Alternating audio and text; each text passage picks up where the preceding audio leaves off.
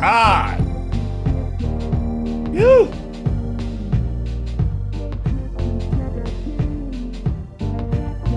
Joe, you were saying you want to do a what?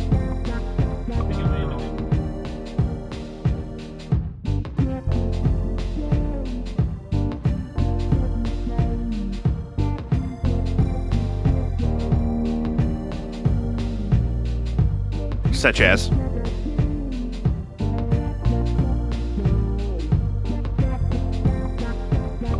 Okay. So it's a preview. It's a sneak tease. Sneak tease.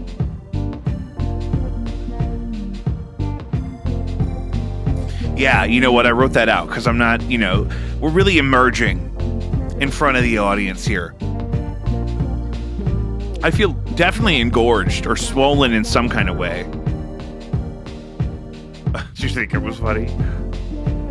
Woo, girl, I do feel a little goofy. I had a new drink on my way home from work. This lady I work with told me about Lady. She's my age. I didn't want that to come across as an age sort of a vibe one way or the other.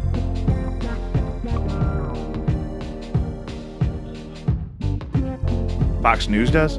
Yeah, I don't know. Oh, yeah. So, I had a venti hot dirty chai latte. Dirty chai tea latte. Dirty means they add 2 shots of espresso to it. So I am bright and lively, and there's all sorts of variants in my diet in the past 24 hours and whatnot. So we'll see how we do. Very exciting episode. Actually, I haven't seen you, Joe, in a couple weeks because we had the holiday with the giving of thanks to the genocidal crusaders of old, and then I had an episode that I kind of did on Zoom with our good friend Zaza Goodbreak that just came out as we're recording this. That just came out a couple days ago. The response has been great. If you've not listened to that episode yet for some reason, it'll just play automatically right after this one as you're hearing it. So really good friend of mine, and we got to catch up in a way that was really meaningful. So really great. Joe, did you listen to that episode? Did you enjoy the Zaza Goodbreak experience?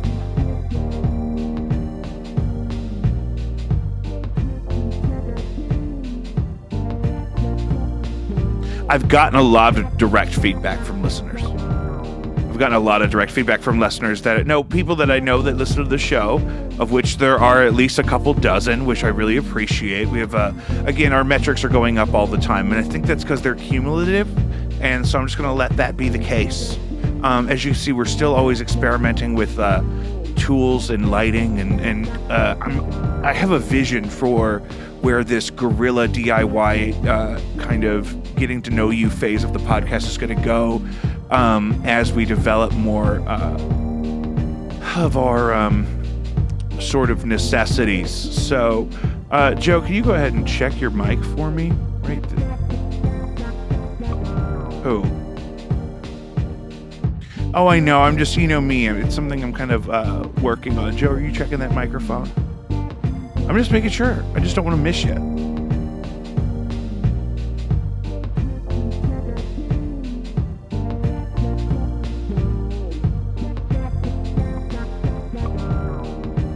My brother brought that up. That was his favorite part, was the, he said, he thought we did it on purpose, so I shouldn't have told him.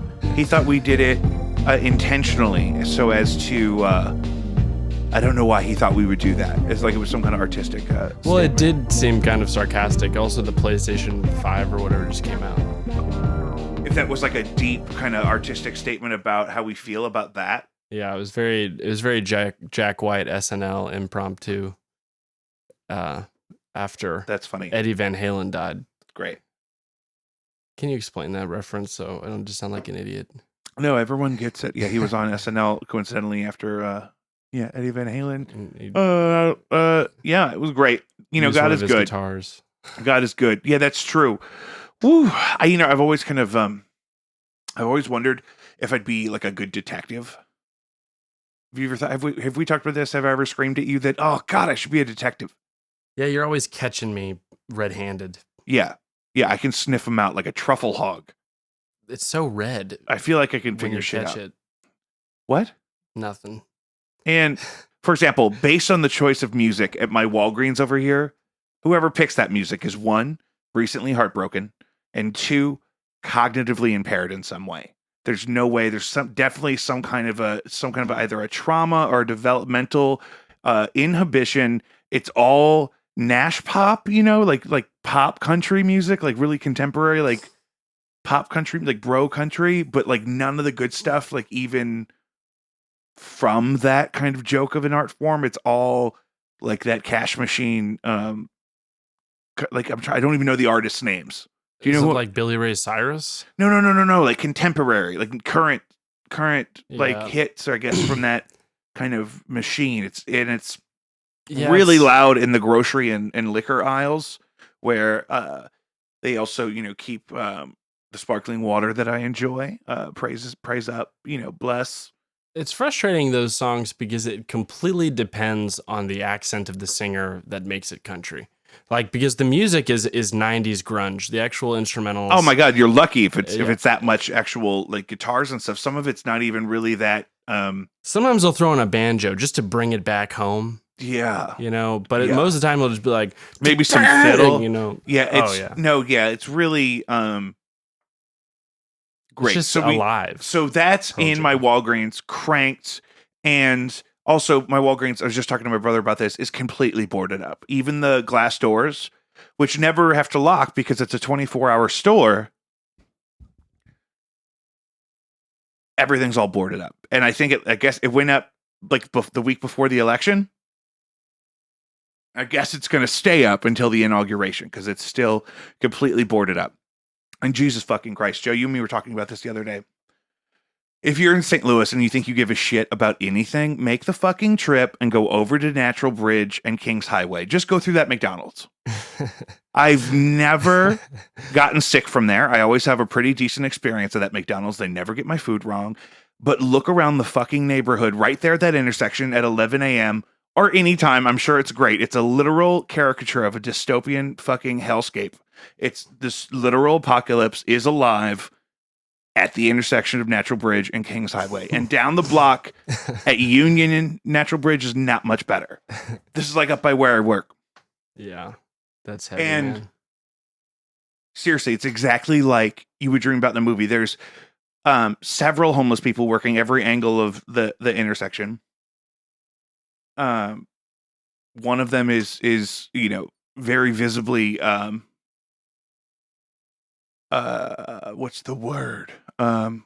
It's just it's such an exaggerated form of like how you would expect. It's so like a stereotype or a cliche about how visibly homeless some of these people are. A caricature, a vignette. Yeah, it's absolutely that way. It's just exactly like you would dream that would be, except it's just like the apocalypse up there. There's people like hobbling with masks on to, bus stops. And it's just like Cormac McCarthy's The Road, except all the fast food restaurants are open.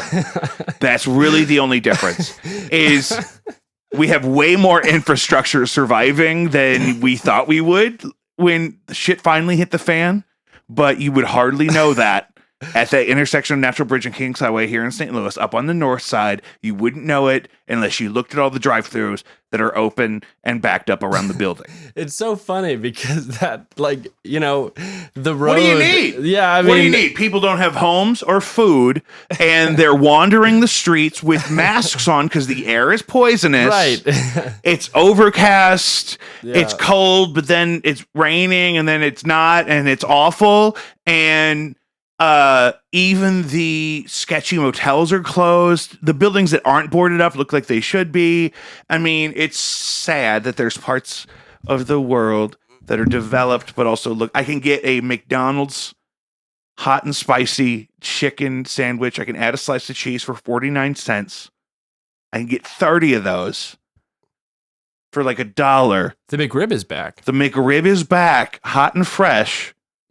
But I've literally seen people strung out on heroin, wobbling around that parking lot while I'm waiting for my food, just trying not to collapse. Like, it's just... Sir. I forgot what I wanted. Never mind. Yeah. Oh my God. He didn't know I was there. He was no threat to me at all. I don't feel unsafe when I'm up at that McDonald's. It's just like That was which such is the nearest McDonald's to where I work, which is why I'm at the McDonald's. The road is a perfect analogy if you're thinking about the film, because they have those just beat up kind of coats. And then on top of that, the masks are kind of reminiscent of the Book of Eli, because they all had to wear sunglasses. And, there were some people that had like, sunglasses from like Party City that were clearly made sarcastically. And then they are now their primary form to avoid blindness, which is the masks. The way the masks were. The can throwing. Go ahead. I'm sorry. I'm an artist. But it's so funny. It's hilarious. It really is. You just look around like, how bad do I need this Diet Coke right now?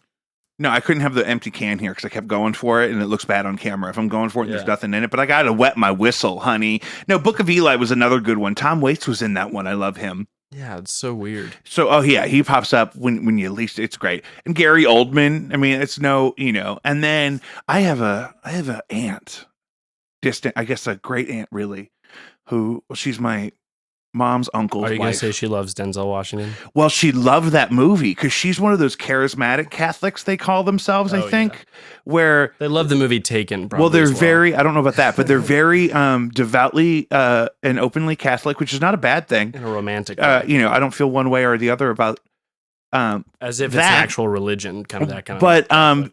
But they do a lot of things together, like they go out and see movies that are either controversial or popular with, that base, or they do the things where they go because somebody found the face of the Savior in gravel somewhere or on a pancake or something. Mm-hmm. Like they go to those kind of things. Shroud. It's so great. And she can talk to you about the Blessed Mother for 47 minutes.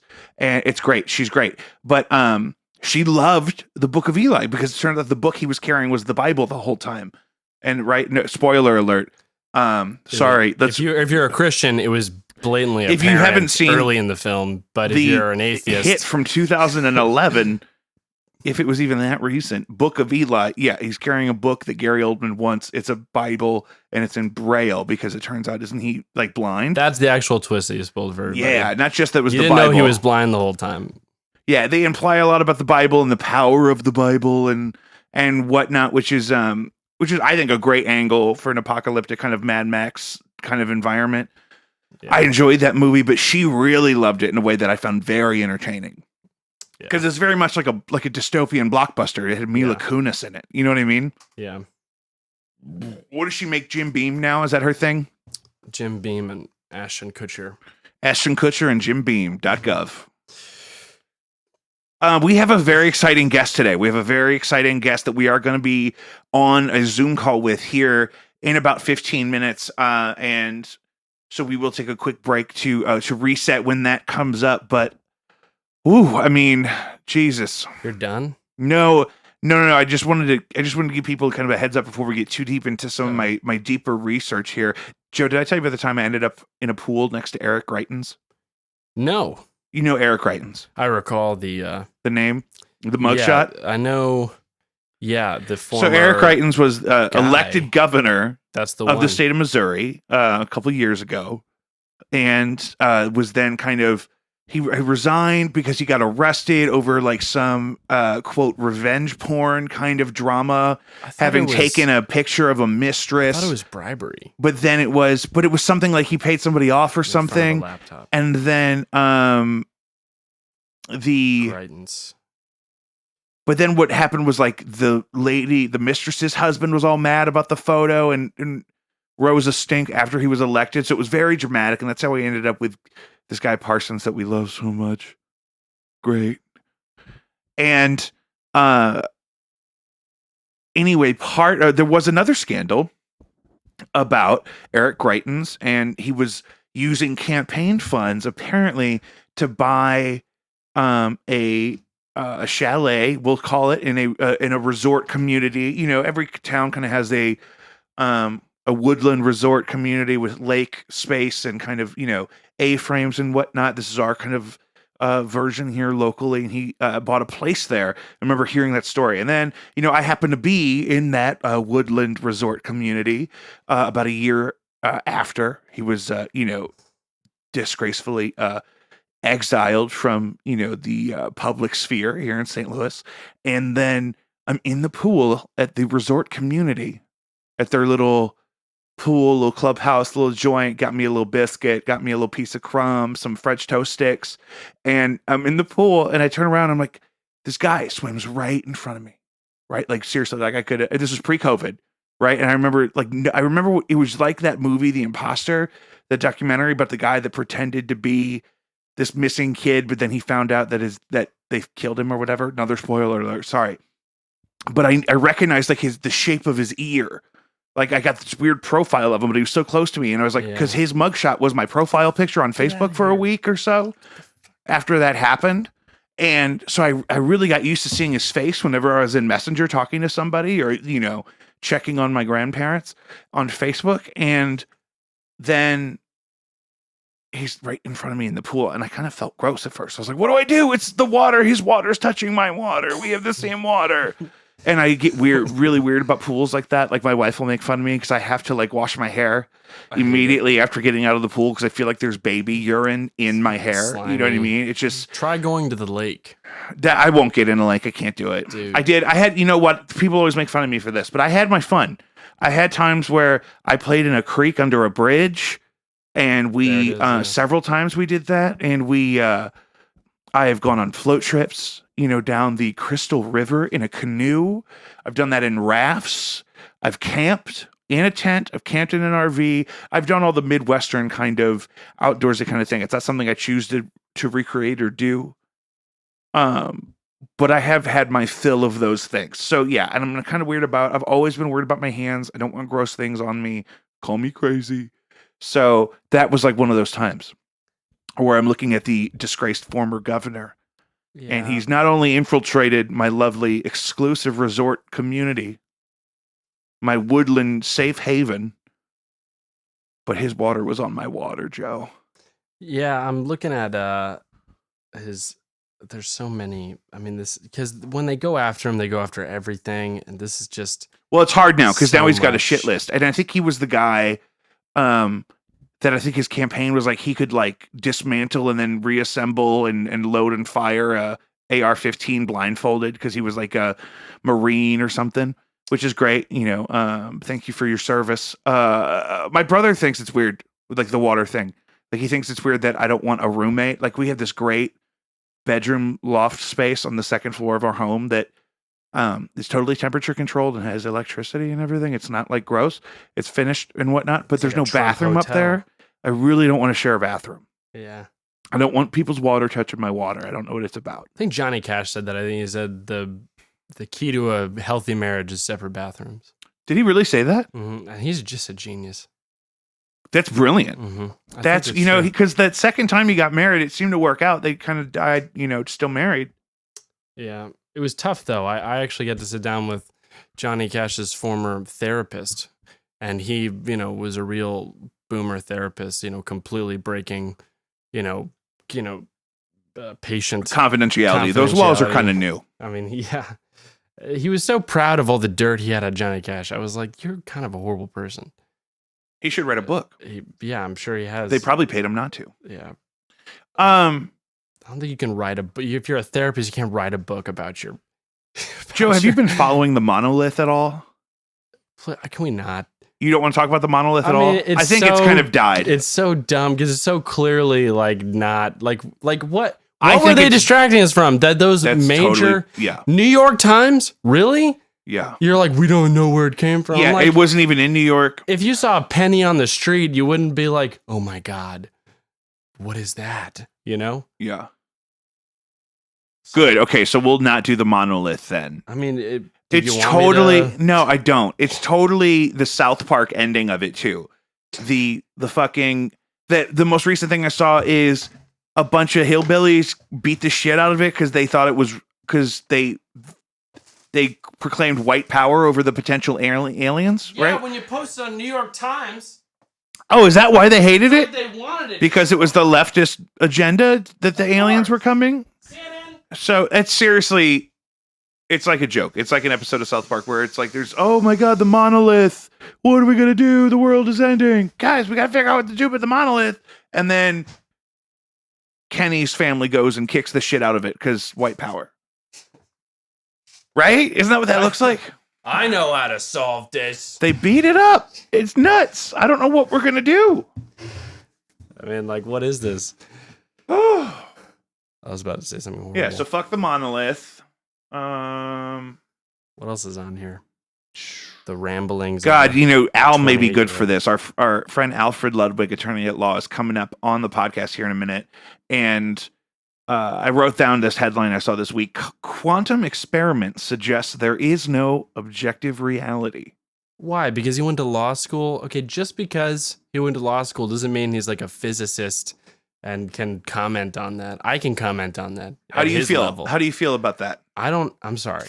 No, I want to know. That's why I brought it up now. I just like, why do you turn to him? If we were in a room and it was him and me. No, I was just thinking, like, you didn't want to talk I about have a computer. You didn't want to talk about the monolith. And then I had prepared something about quantum reality. But if you don't want to talk about the monolith and the living South Park joke that happened on my newsfeed this week, then we could talk about the quantum physics. I didn't say, Al, you're right. You're right. Just can't believe. You know what? Lawyers are fucking morons. I just can't believe New York Times is sitting there like, yes, this, the voter fraud is impossible. It's impossible for voter fraud to occur. By the way, mysterious monolith, we don't know where it came from. Probably aliens. Thanks, New York Times.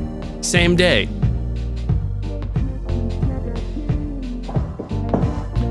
Al. What's up? Oh my God, is that Al? Is it happening? Is it happening now? I haven't seen you since Jake's wedding. All right, now my sound is on. Can you hear me? Yeah, I could always hear you. Of course. She has a pro. Are you not wearing headphones? I really haven't fucked with this mic very much. You're not wearing headphones. Should I wear headphones? It's easier. It's going to sound better. And also, I have no evidence that your microphone's even on, because it could be the microphone on your screen. I do not know. But this isn't live, so it's not a big deal. I didn't know you were going to be in the call already. I was just booting it up so that I could receive you. We were just talking about how fucking stupid lawyers are. Isn't that so typical of a lawyer to have just like a pro audio setup and he's not even? He's also a professional bassist. I mean, an open office. He's got a big bass, like a wood one. Can he even play it? Oh yeah, he can thump. Did he just buy all the essential gig stuff? Yeah, he's a blues lawyer. Mostly. Blues. Do you mean like his genre is blues, or he defends the blues hockey team? That's a term on like the gear pages. That's hilarious. Did I tell you the blues travesty? Lawyer. No, that's right. That's funny. Did I tell you the travesty I encountered today on a gear page? Oh yeah, you said something. Brother, I didn't know that calling someone a Zionist shill was anti-Semitic, and then I didn't know the guy's name was Goldstein. Ugh. Like it wasn't like Zimmerman or something. Well, I just hadn't looked at his name, and I really just threw that out there because that's what this one guy called this other guy on this podcast I listened to, and I just thought it'd be funny. I was totally just bored out of my mind. Al, can you hear me? Yes, is this better? Oh, dude, that's perfect. That's what I wanted this whole time. It turns out I did have the microphone from my laptop toggled in Zoom, which I didn't realize was. I know. That's why they pay me the big bucks. I may not even have to edit too much of this out because it looks like it's working. Is that a Coors sparkling seltzer? What are you drinking there? Chicago Pilsner. Chicago. Oh, really? Little microbrew. Yeah, this thing here. I got a Maplewood. I got the brought to you by Maplewood Brewery. I got the cherry limeade, also from local. Sam's Club. But they were out of this one. I just re-upped, and they brought me the actual La Croix, the good stuff. There is a major difference. You think it should be the same, that there's something non-magical about radically LaCroix, different. but the flavors really come from different something places. about This it is different than probably every just other citric brand. acid. How's the finish on it? When it finally It's got good slides down mouthfeel. It's got a good airy mouthfeel. Oh, are you talking about the Pilsner? No. Al, how was the how long did it take you to like be done with all the election stuff? Is it just a 1 day thing? So, Al, you can hear us, correct? I can hear you, yes. Okay. And I'm hearing Joe right now, so Great. I can't see Joe, which is No. somewhat Joe is not on but camera. I He's can behind hear me Joe. in the dark. Pre-recorded. So yes. Al, let me just kind of seg us into kind of the conversation we wanted to have. So, Alfred here is a very good friend of mine. He currently plays bass when live music is allowed to happen with me, with Jacob V and the Yes Men. And he's also not only an experienced kind of musician that I've had a lot of great working experience with, but also an attorney. And you're involved in electioneering in a way that the election is something we have had to talk a lot about on the podcast so far. So when we first started it, there's a lot of questions we had, and I sent you some stuff that I kind of wanted to get to, but where do you want to start, buddy? Well, probably with the term electioneering, which I believe is a crime. Exactly. And so I would like to disclaim any involvement in criminal electioneering, but I have actually been an election observer for a couple of different elections over the last few years. So what about it would you like? Where would you like to start? I mean, I know there's lots of questions. Which elections? So okay. So kind of let's start with your experience, just so we know what context we're going into. Yeah, and I was really accusing your witnessing of any potential electioneering. Thanks for the vocab kind of thing. There. So let's start with sort of just your kind of background with that kind of stuff, and then we'll get into some of the more dramatic topical stuff. So in order to give you how I got into it, I think it's kind of some basic background in how Missouri elections work, because everything I've done is in Missouri, as a Missouri resident. So the way Missouri elections work, we have a system that requires 2 election judges at each polling place, and they're the only people, the election judges and certain very specific categories of people are allowed in the polling places other than the voters themselves. Each polling place has a Republican judge and a Democratic judge. That's built into the statute. So you've got, on the one hand, the official elections, authority employees essentially who work there. I've not been one of those. So I've known some people who have done that. They're all great people, but you have to basically pick a party and say, I'm the Democratic judge and I'm the Republican judge, right, in order to do that. What I've done is then there's another category of people who's allowed in the polling places called an election observer. And again, you have to sort of sign on with one of the 2 parties in order to do that. So, in Missouri, as I'm led to believe anyway, the Democrats have often put up election observers to work the polling places, in various roles. The Republicans in recent years, certainly in the St. Louis area, have not even participated in that process for whatever reason, but they have the right to do it. But anyone else, if you're not voting, you're not even supposed to be there. So in order to, show up at the polls and be an election observer, you have to say, I'm the Democratic observer. You have to get appointed by the party. You have to be on a list like 3 weeks before the election. And then you have to be, have your badge and whatnot, and be officially by state law on this list that's authorized to be in the room. So I personally was on the Democratic side, because I don't know that I've ever heard of a Republican observer in the last few elections being there. But basically, then your role, our instructions have always been from the party officials. And this is like Jack Kotar is one of the guys, he's an alderman from St. Louis. You may know who he is, but he's one of the guys that sort of, does the orientation for the lawyers. It's all lawyers who do this, who are election observers for the Democratic Party. And, sort of gives the role of what we're doing. What we've always been told is we're there to help people vote. We're there to make sure that, votes are counted, and the election judges, if they have questions, to help them interpret state law. That's one of the reasons they only use lawyers to do it, and to sort of assist in any logistics, just basically be there, help out. Don't get in the way. You're technically a challenger. You have the right to be, to challenge votes, but that's not the role that we have ever fulfilled. It's not the role I've ever fulfilled. We're there basically to observe. But also, in prior elections, and I'm in the county, so this is different depending on which county you're in. And in prior elections, there's always been, you have your polling place, right? And if you go to the wrong polling place, you're not supposed to vote there. So you often have people show up at the wrong polling place, and just simple things like, well, actually, you need to go to this polling place, or this is what you need to do, or you're not actually registered. We help check. And that's part of your role there. I'm sorry, say that again. That's part of your role there is the redirection part of where they're supposed to go. My first kind of, go ahead. I'm sorry. I got a bunch of, you're doing great. No, I mean, it's our general directive is to help people vote, to make sure people get where they're supposed to go, do what they need to do, make sure no votes are uncounted.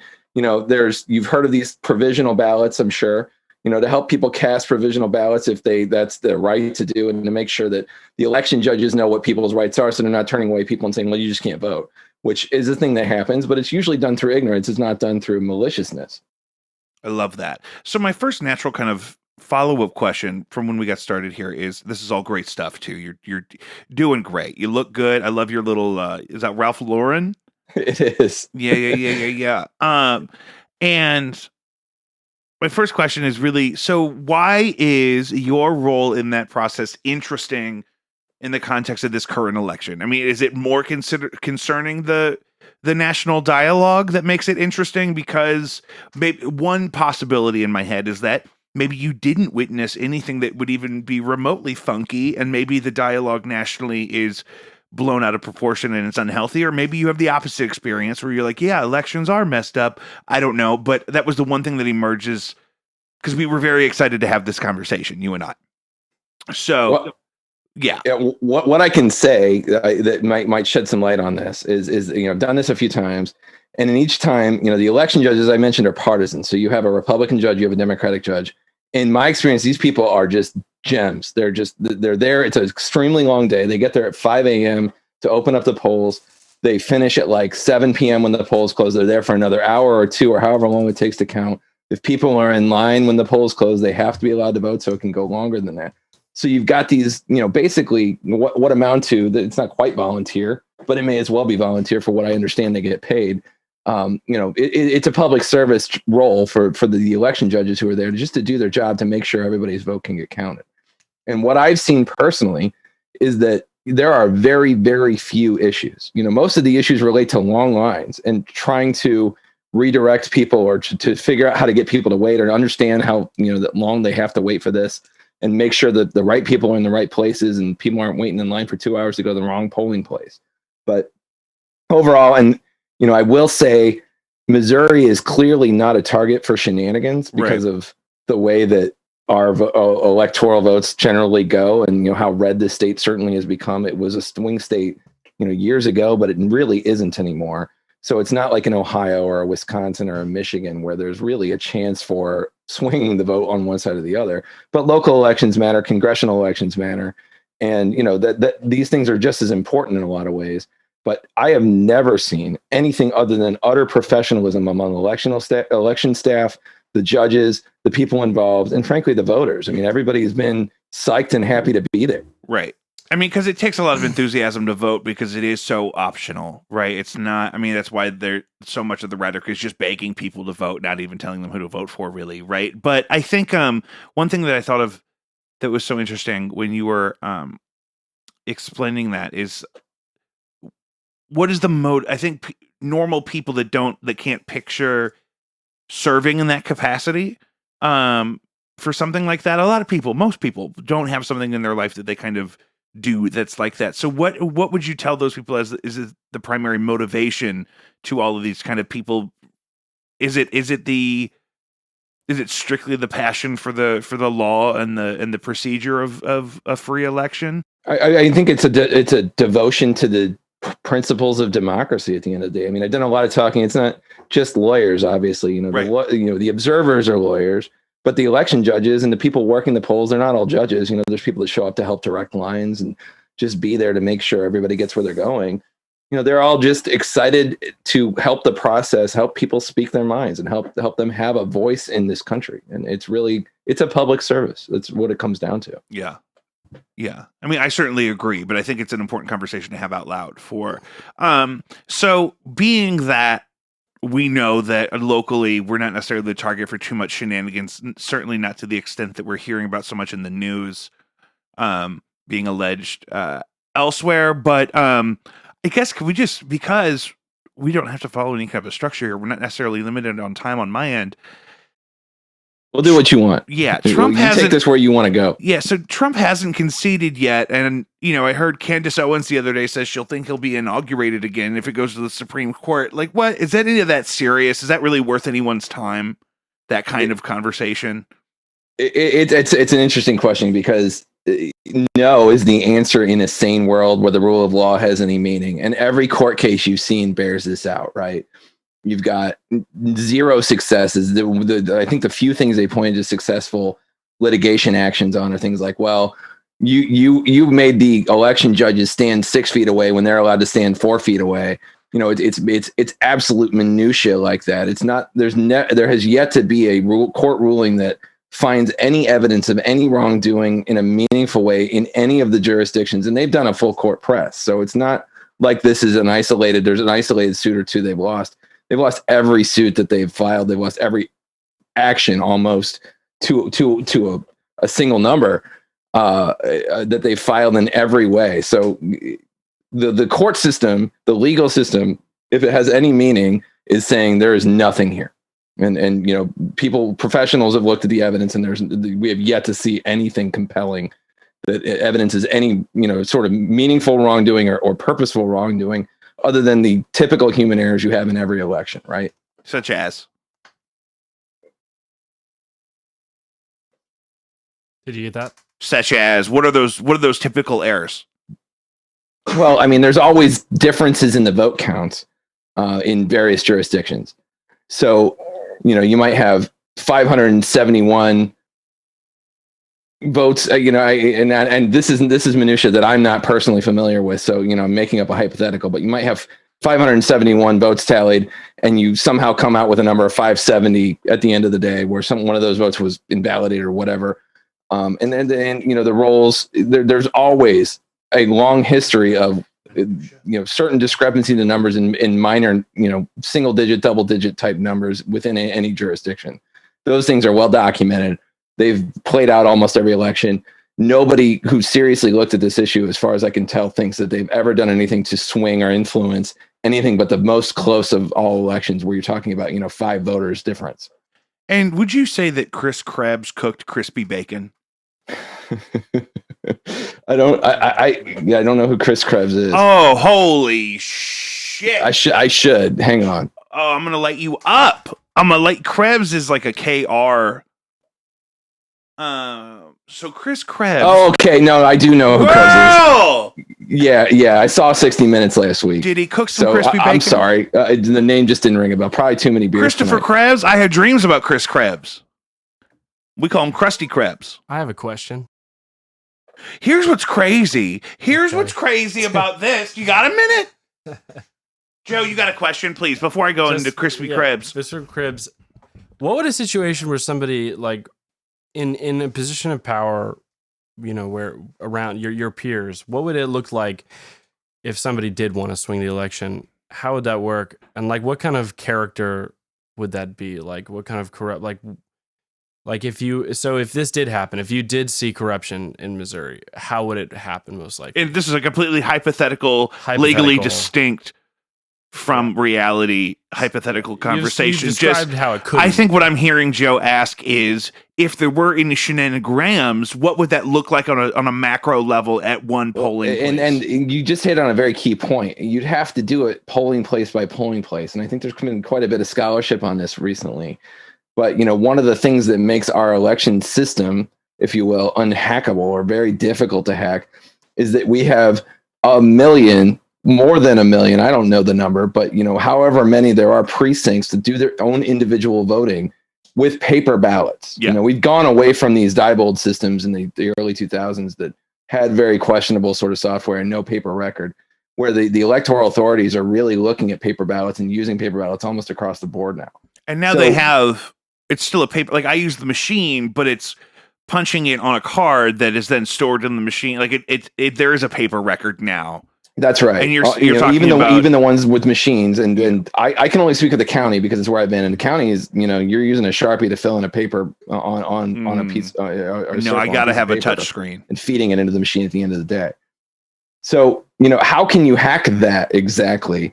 You could do it on a precinct by precinct basis if you had, a series of electoral judges on both sides of the aisle, because you've got one Republican and one Democrat in every precinct who were dedicated to making sure that this precinct would change, have some fraudulent total. So just using Missouri, you would have to do that in every precinct in which you wanted to shift the total. Either that, or you would have to somehow hack the box, and I mean literally physically hack the box, because these ballots go into a box which is secure, and it is taken away by the county election authority at the end of the night. They show up with what essentially amounts to like your cartoon old timey picture of an armored car type scenario where they take these ballots away and they're put in a secure location. So, and unless you had access to those ballots at a central location at the end of the night before they're counted, you could swap them out in a sort of Battlestar Galactica scenario, which if you've seen that episode, you know what I'm talking about, but I may be dating myself here, where they literally take the box of ballots and they remove it and they swap it with the fake box of ballots, right before the count happens. You're thinking Ocean's 11, I think. Go on, Joe. I'm just kidding. No, he was insinuating that you were mistaking that to the swap in the George Clooney remake of Ocean's 11, where it looks like the duffel bag's full of money, but it's all pornography. But you chose Battlestar Galactica. Sorry, Joe is young. I'm sorry. I apologize. Battlestar Galactica, kids, look it up. It's a great show. Is it separate from Stargate? It actually postdates Stargate, believe it or not. Oh, but like post Firefly. I believe it's post Firefly. Jesus. It was the thing that kept the Sci-Fi Network alive for the years that it was around. It used to be the Sci-Fi Channel. And then somebody said something about flash drives at these units where people are voting, and I'm like, there aren't any inputs. There would be an exposed input at a voting booth. What is Alfred, it? It's not an iPad. As a voting citizen, I just want to say that in your future election supervising endeavors as a public servant, if you see a flash drive, karate chop that person. If I see, don't let me see counting, a thumb like I said, disk. it's all paper, so there is no flash drive interaction. There is the machine count at the end where you slide the ballots into, and I suppose you could hack that machine count and change it on that machine for that location. That is kind of an antiquated. But at the end of the day, if there's ever a recount, you've got the paper ballots, which would show that machine count was wildly off, and would immediately leave you with a sort of traceable point of contact where there was something going on. Yeah. So, to really answer your question, Joe, if you wanted to hack an election, you do what, at least the narrative around the Russians did in 2016, which is hack the voters.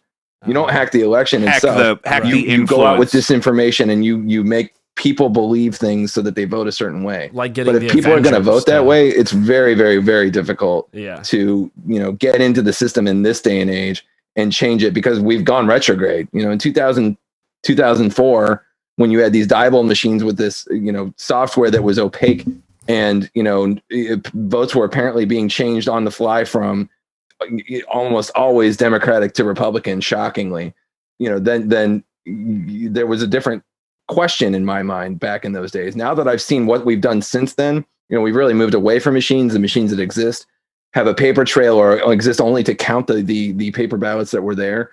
And there's virtually no way on a large scale operation you could do this from a central point. You would have to have a vast conspiracy of many bodies at many locations simultaneously to do anything like that. And you're safe to speak for all of the other jurisdictions, all the other states. Like, you're safe, like that's all the same across the board. No, it's not. And I only have the experience I have, but my understanding, based on everything I've read, all the scholarship, all the reporting around it, is that that story is played out not just in Missouri, right, but in a lot of other states where they've really moved away from these sort of opaque, hackable machines into things that do keep a record. There's been too much bad press. There's been too many questions in the last 20 years about machines that did not keep records, that pretty much all of the election authorities realized they needed to have some credibility in the election system. Right. They needed to have some paper record on file for what actually happened on that day. So is that maybe not the case in these handful of states where there still is some debate and some conversation? I'm thinking Pennsylvania was going on. Georgia may even still be kind of a thing, and Wisconsin. Like, are those places that maybe don't have as kind of hack-proof election processes like we would here? I can't speak for what Pennsylvania does, for instance, but I've not read anything that leads me to believe it's any different anywhere else in that regard. I've read a number of reporters who have looked into this in the last few weeks, and written about it and debunked what the myth is about, how this has been hacked. And, to every report, they have concluded that it would be virtually impossible to do this from a central location. You'd have to do it on a location by location, on a machine by machine basis. There is no, like, you can't just play the old school 90s hacker movie, Right. type in system on some, dot matrix screen and get in and immediately change the vote Like Ferris Sneakers? Bueller style from a central place, right? Did you ever It's see just not a thing that Sneakers? can happen. It's called Hackers, Jake. No, did you ever see Sneakers? Hackers is one of them. Yeah. Sneakers was good. That was like Robert Redford and some other old guys. And I forget her name, but she's the main lead character in Battlestar Galactica as well. Jesus Christ. So there's a degree of separation between Sneakers and Battlestar this brings me to a Galactica. point that I was talking to Joe about just before we brought you on. Is I read an article that surmised that some research is suggesting that there is no such thing as objective reality. And would you feel like that's maybe the case because we were just able to connect Sneakers to Battlestar Galactica without planning it ahead of time? Through Mary McDonnell is the name of the actress, for what it's worth. Who? Mary McDonnell. She was also in Dances with Wolves. Jake, Was she the white lady in the? Yes. She was the one in the TV. Yes. Really? Now that is interesting. And she was Also in in Stargate Sneakers. SG-1. Now that I did not know. No, I was asking you. Isn't that what you said? She was on Stargate? She was in Battlestar Galactica. Son of a... Oh, that's hard. I actually do feel old that you guys don't know Battlestar. It's not that I haven't heard of it. It's not that old. It's not that I haven't heard of it. Everybody's a lawyer. Okay. Yeah, I mean, what am I supposed to go watch Battlestar? I mean, I watch when I'm at work. I watch The Walking Dead. That's usually what I'm watching if I'm at work. So lately, I've just figured out I have commercial-free access to Hulu, so I've been watching a lot of It's Always Sunny. But it's hard for me to pay attention to stuff. It's hard. Like if I go through commercials, I forget what I'm watching. So I really feel like we're really allowing me to not lose sleep over some of these conspiracies I was building up in my head. So let me just kind of cleanse my palate here real quick. So where I was going with this is I think it's pretty safe to say, as I kind of had guessed before we got you on the phone here, Alfred, but that perhaps where a lot of the question persists for a lot of people is the discussion or stigma around the mail-in ballot procedures. And I know you can only speak to kind of what you know about that locally, but is that really something that you think is concerning? Is that something that would be more hackable than the way we do elections in person? So on the one hand, what you don't have in a mail-in ballot situation, especially one, I'll say, unlike Missouri's system where there's no notarization required, and there were circumstances in Missouri where no notarization was required, but they were limited.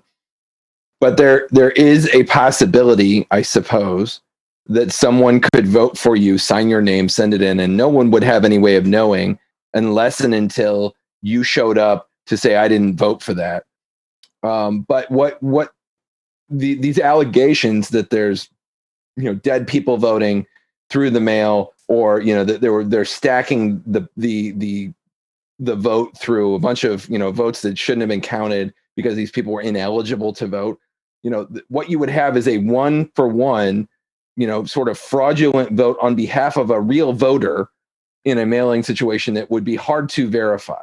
But what you wouldn't have is the ability to say, I'm going to throw 1 million votes into the mail-in ballots and swing the election, because you have 1 million real people out there who might have showed up to the polls to vote after that. Might have also sent their mail-in the ballot. level of coordination you would have to then in some way guarantee for yourself, at least as the saboteur, that those people were not going to go ahead and vote. Correct? Well, at best you would have sort of a double vote situation where that would be be ordinarily voter fraud if somebody did that, where they sent in 2 mail-in ballots, or they sent in a mail-in ballot and then voted without doing whatever state law procedure allowed for them to retract their mail-in vote, etc.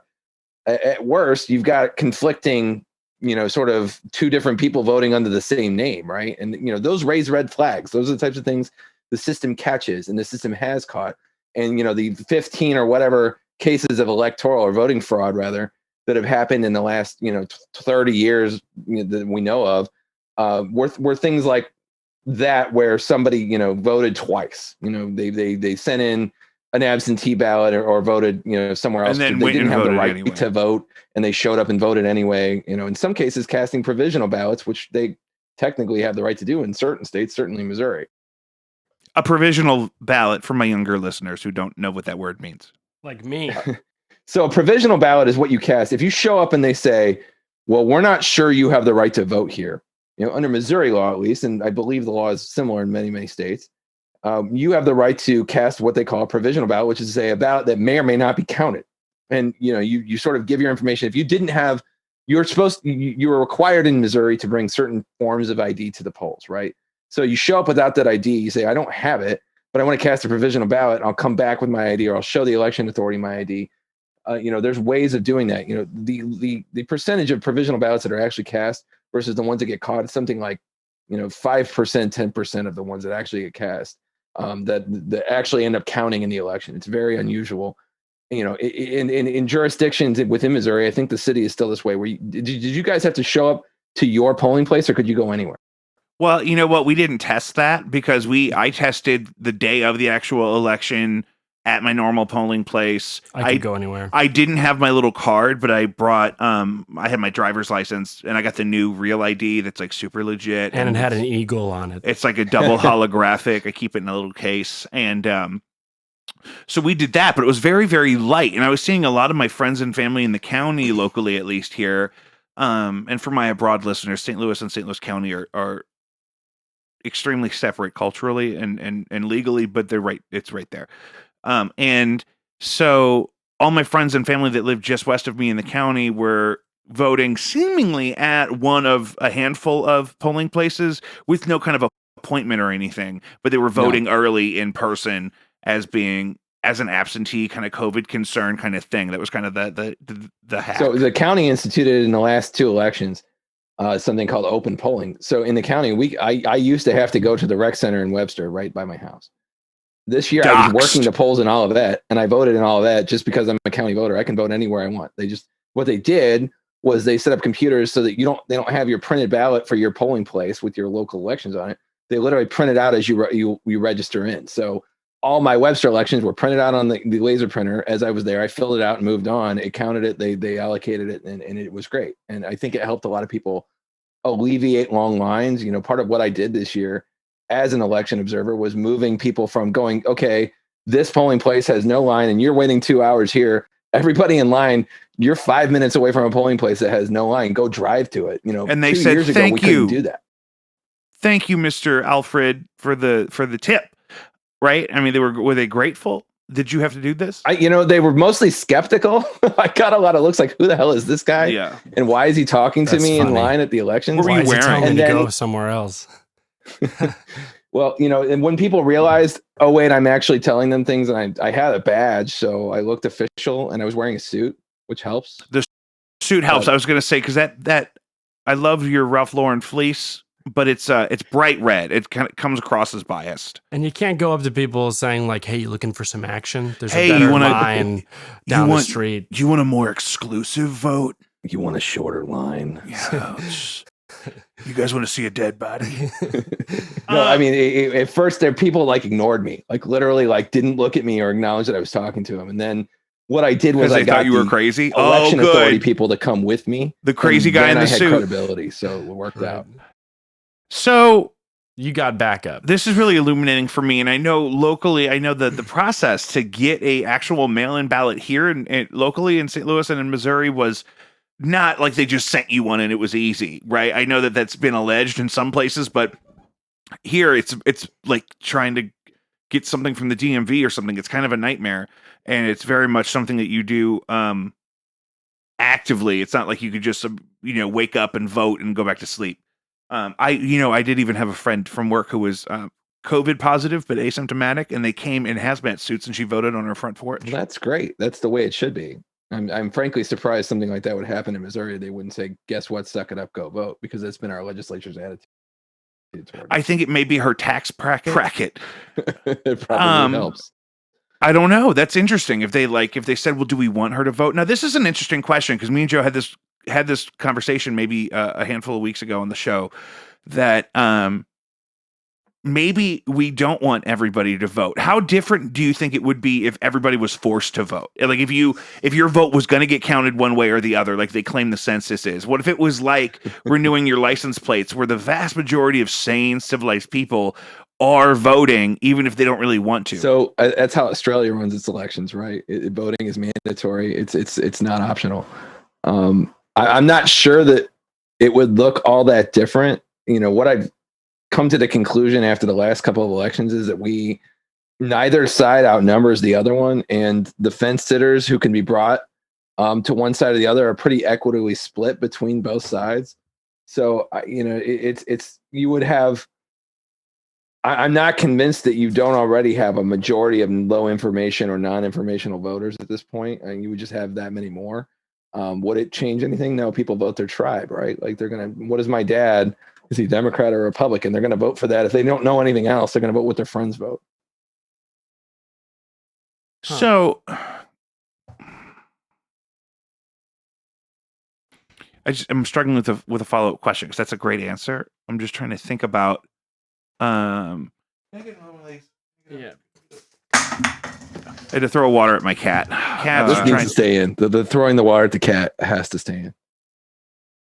Oh, I'm not taking any of this out. We're gonna wait. We're gonna leave in you getting your headphones. It's gonna be the cold open. Look at this amateur hour. Yeah. Do you have headphones? It's gonna be better with headphones. It is, and then we're gonna go to the opener. Right. We already 100% right. We already did today. Is it worth getting somebody who might be on the tech side of it to really, because then I guess, describing more like if there's in-depth loopholes that maybe Al can't describe. What are you talking about? I'm talking about the tech, man. For what? He's talking about the voting? A face-to-face level. So you have to get somebody at the voting.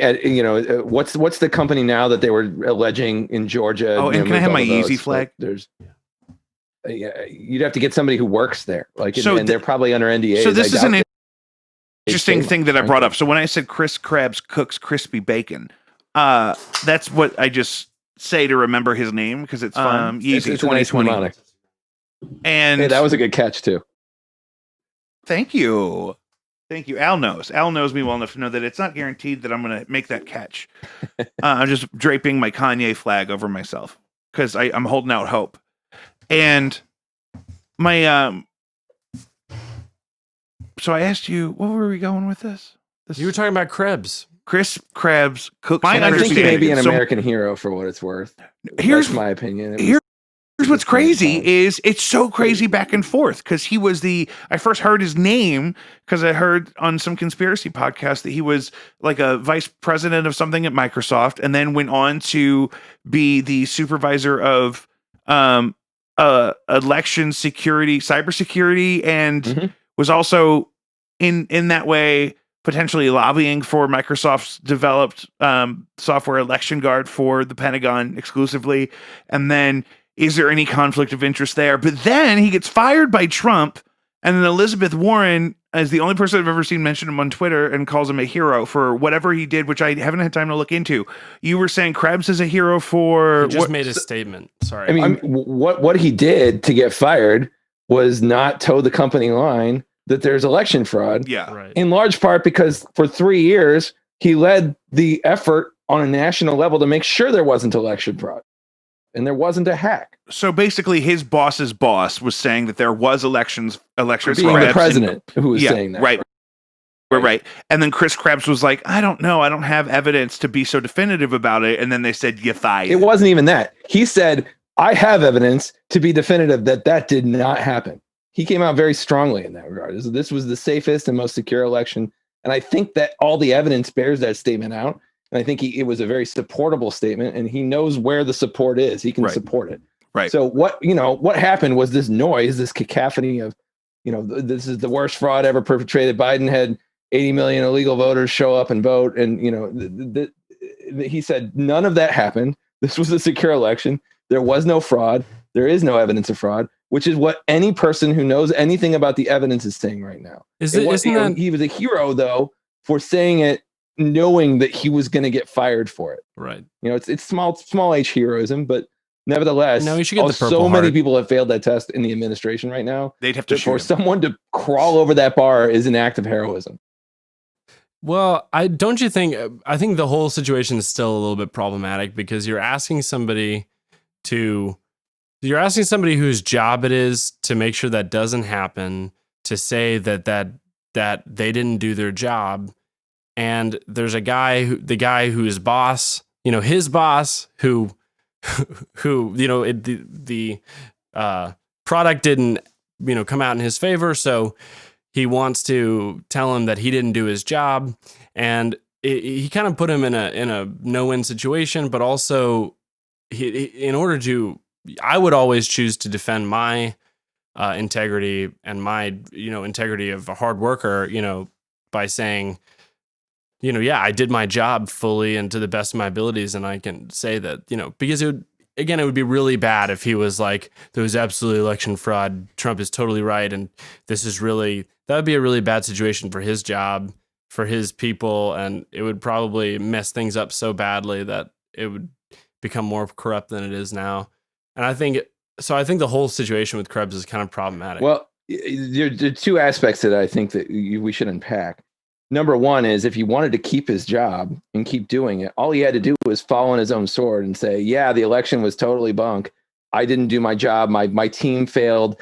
Our efforts, we did our best, but someone hacked it and we're looking into it, but Biden shouldn't be president. He would still be employed and have a future in, if there was a second term of a Trump administration, he would be very high on the list to be in a good place of power. Okay. But secondarily, if that was the decision, if that was the route he chose to take, if there were real questions about whether he did his job and there was evidence that anything that the president or those that are suggesting that the president was, the election was stolen from the president, if there was any proof behind that or any evidence behind it. And so far, through all the efforts, through all the courts, through all of the media efforts they've taken, I personally have not seen anyone with any credibility suggest that there is one iota of evidence that any of this happened. And Chris Krebs, as far as I can tell, unless some fact comes out that hasn't been revealed to the public at this point, simply told the truth. And whether or not he had an interest in telling the truth, I mean, of course he had an interest in saying, yeah, we did the best job we could. Telling the truth should be the only thing that matters. Right. That's great. I really enjoy that. I just think the job system in capitalism can get muffly, but you're not wrong that the incentives are off, and that's true across the board. Al, you have a lovely insight. I think you and me had a conversation that has become relevant again. You may not remember this. We had a conversation about the hypocrisy of middle or upper middle class people who are ideologically, at least vocally, very small government or anti kind of taxes and infrastructure and whatnot. We had a story a couple weeks ago that I keep getting questions about a basically, you can call them a feral village of libertarians who decided to completely unplug from established civilization, and they went to go live in the woods, but they were near a fucking military base or something, and they unleashed drugged up bears on them. Joe, remind me, am I getting? There was no drugged up bears, but there were fucking bears. Nature fought back against libertarians. There were bears. Were there not bears? I thought there were black bears. True story. Just, it's so crazy that even the Monolith story can get more traction than this. I need to read this at some point. But there's a great. Are you saying drugged up bears attacked a libertarian? My brother recapped it. My brother added that the bear. My brother thought that the military base dosed the bears to make them more aggressive towards the libertarians living in their Thanks feral for citing village. that source. That's what my brother added to it. I was playing telephone with myself on accident. I didn't know. Kanye 2020. There's a great article, and it will read itself. Check him on Wikipedia. Yeah, our Infowars.gov. Right. So do you guys have Parler accounts yet? Is that a thing? I started one, but not a lot of chicks on Parler. I'm shocked to hear that. I really thought it would Parler, be Joe, is the conservative alternative to Facebook. Really? That is such a beautiful. That's totally just it feels like Bruce Springsteen in the 70s would be on there. So before we get into the weeds about some of this other shit that we haven't gotten to yet that I had prepared to talk about today that There's we're going other to stuff. include you on, I did have a question just about from your perspective. So from the election perspective, I feel a lot better knowing kind of in more detail from you how the election kind of works at the local level and the level of conspiracy that would have to be at play for it to be kind of threatened in any way. And I wasn't necessarily intellectually worried, but I spent a lot of time driving around with my dogs, playing Pokemon Go, listening to like conspiracy theories And on being YouTube. real worried.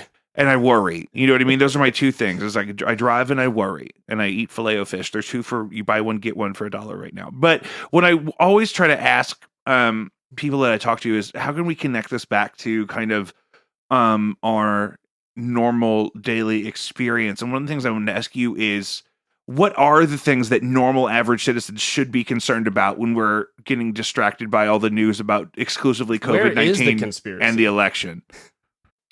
Well, I heard two questions there. What should normal There's the people same question. be concerned about? And the Joe asked where is the conspiracy?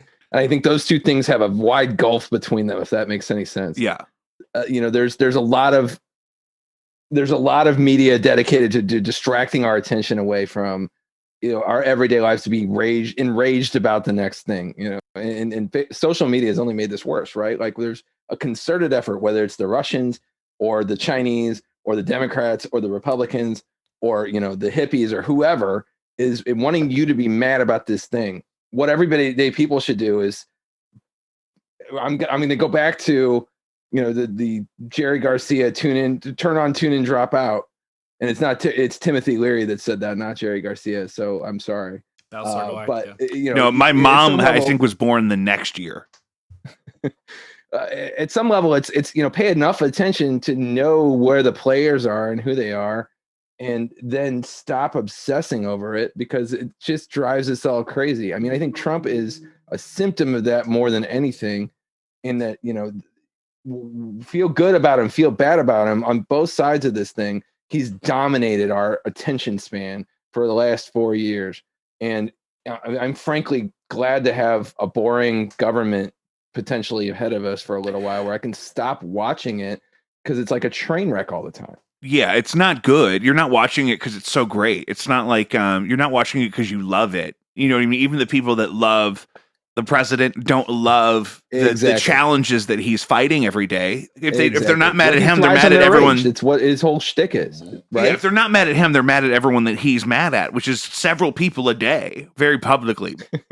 It's like and it's an ever-changing spectrum of who's the Emmanuel Goldstein of the moment. What 5-minute hate are we doing today? I don't know who Emmanuel 2-minute Goldstein hate. I'm sorry, I'm misquoting everything tonight. Battlestar Galactica. No, you're doing great. Battlestar Galactica, Stargate SG-1. I just saw a YouTube ad for Stargate. It's not SG-1. It's Battlestar Galactica, children. Battlestar Go out Galactica. and watch it. I don't even know if you can stream it right. You know what I really loved truly when I was a little boy? Baywatch. I fucking loved Baywatch. I remember sitting at my Aunt Jenny's little table in her kitchen, and she had this shitty little TV in the corner, like when you still did that, like there was a phone on the wall. This is like 100 years ago. And Baywatch was coming on, and just the theme song and the slow motion running on the beach with those buoys. Honey. Mm-hmm. Were you a Pam Anderson guy or a Yasmin Bleeth guy?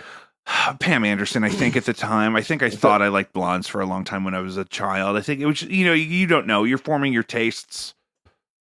I was also really into, there was like a young Latin fella one season, was there not? I wouldn't know, honestly. Joe, I need you to find those VHS tapes.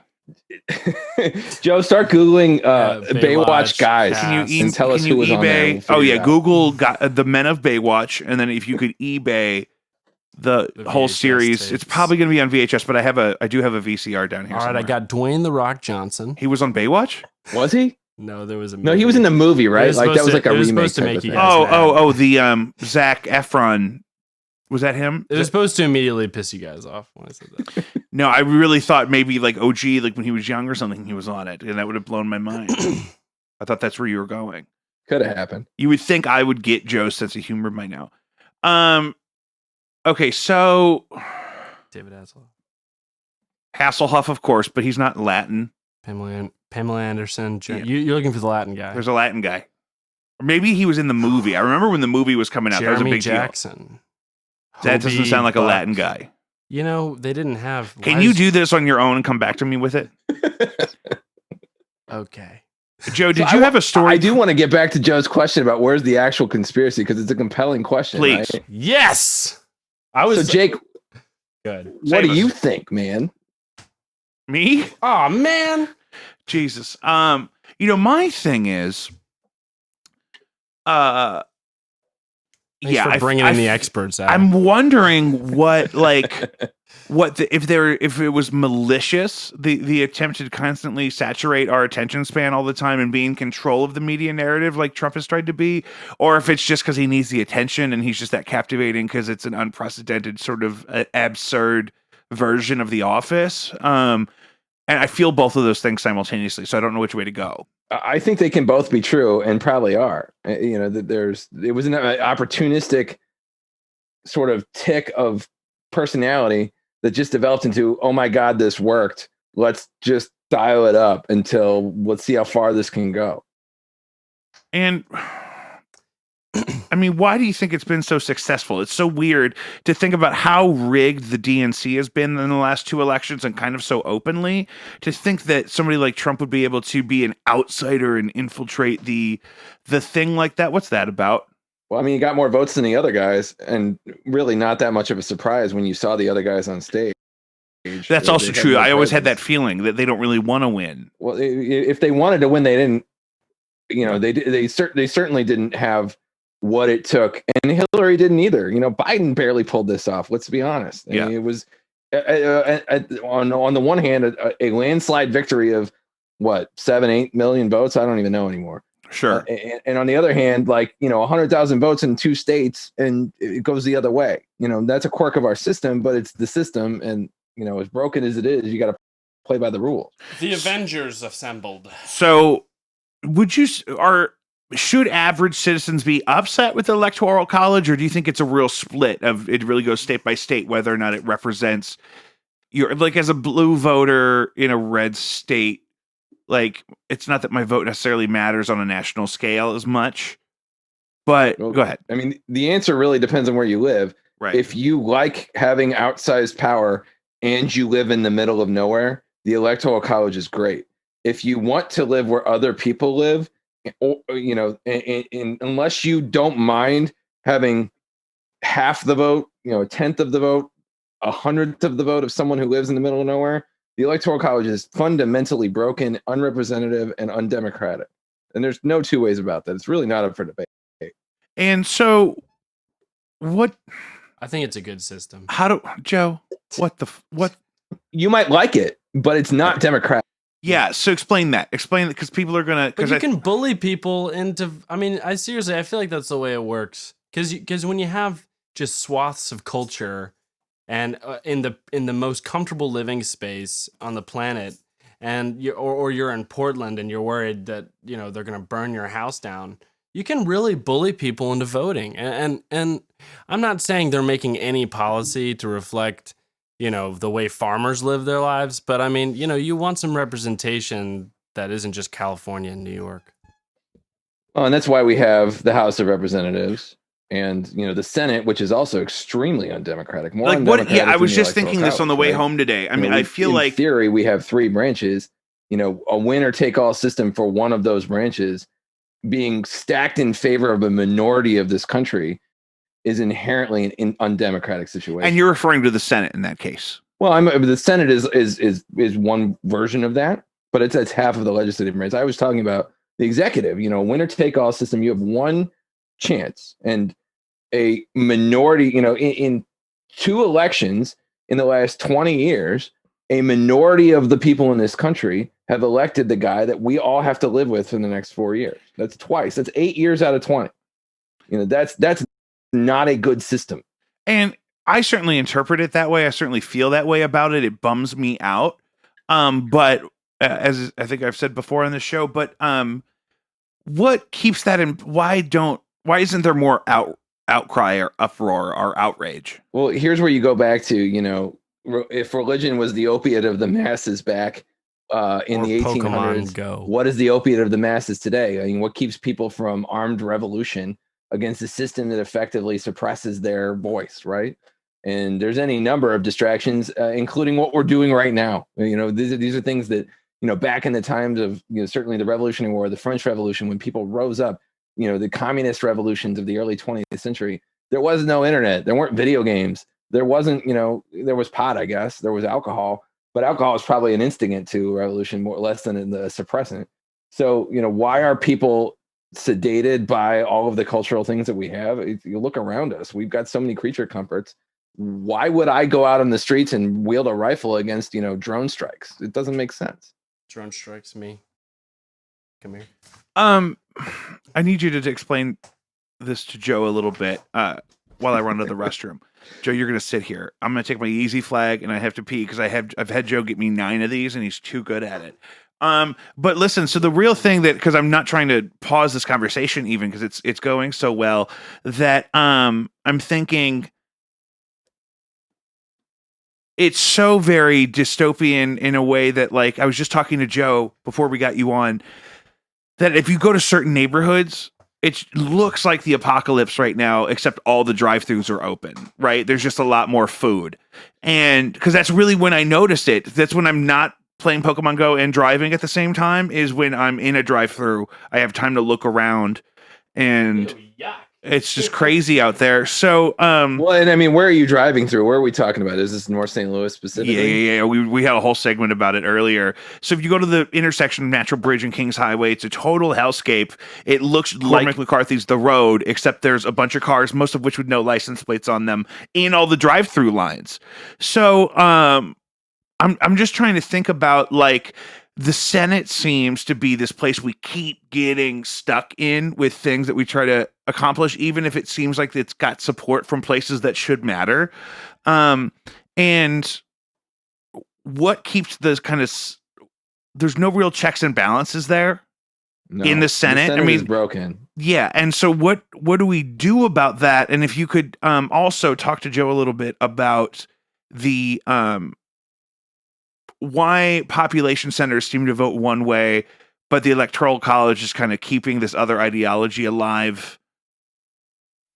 There's a lot to unpack in both of those. I know, but I need you to remember that. Why don't you go pee, and Joe and I will go down a rabbit hole on something. Because we're not live, so this is really just us, and I have Zoom Pro, so there's no time limit. Well, I mean, if you got to pee, you got to pee, man. I mean, do what you got to do. I do. So I'll start with the Senate while you guys shuffle here. I know. And the problem with the Senate is Wyoming versus California. It's one thing to say, why should we be ruled by New York and California? It's a fair point. And the founders set this up to not have that problem, right? But why should Wyoming have, with I don't even know that, what do they have, like 800,000 people in the entire state? Like, it's smaller than St. Louis County. Why should they have 2 senators versus everybody else's 2 senators? It doesn't make sense in this day and age. What is their excuse? Well, I mean, it's a system that they were fed into, right? It was established in 1789, and it wasn't. The founding fathers had a lot of foresight on a lot of things, but they couldn't have imagined where we'd end up today. So we keep this because it entrenches certain power situations. Those senators, the party that supports them, universally Republican in rural areas that are underrepresented. The Republican Party has zero interest in changing this and will do everything it can to stop it from changing, right? Like, why would they? Right. Yeah. I just looked at the population of Wyoming. It's like 500,000. You're right. Yeah. I mean, I still, they don't have any excuse for, like, they don't, well, we supply the blah, blah, blah. There's no, like, some sort of monetized, reason. I mean, that wasn't the logic that set the Senate up in the first place, though. It was that, each state is its own sovereign country, and we're a union of these sovereign countries, and they all need to be equally represented because we're equal sovereigns. The United States, state being its own nation. And, we fought this battle in the 1860s, and the states lost and the federal government won. And yet, this system of equal apportionment, which is essentially devolved into the ability to veto and ram through appointments over your opponent's objections if you happen to have a bare majority. Right.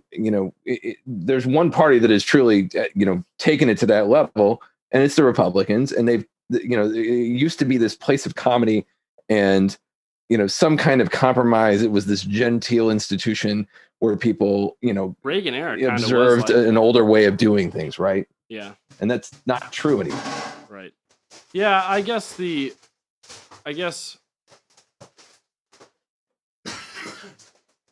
hear him coming. I guess the question, you can keep talking. Yeah, well, it's just so distracting. What is? Nothing. But yeah, I had a You're talking about my big fat ass coming at you. Get on my seat. Okay. I stand corrected. Maybe you can't keep talking.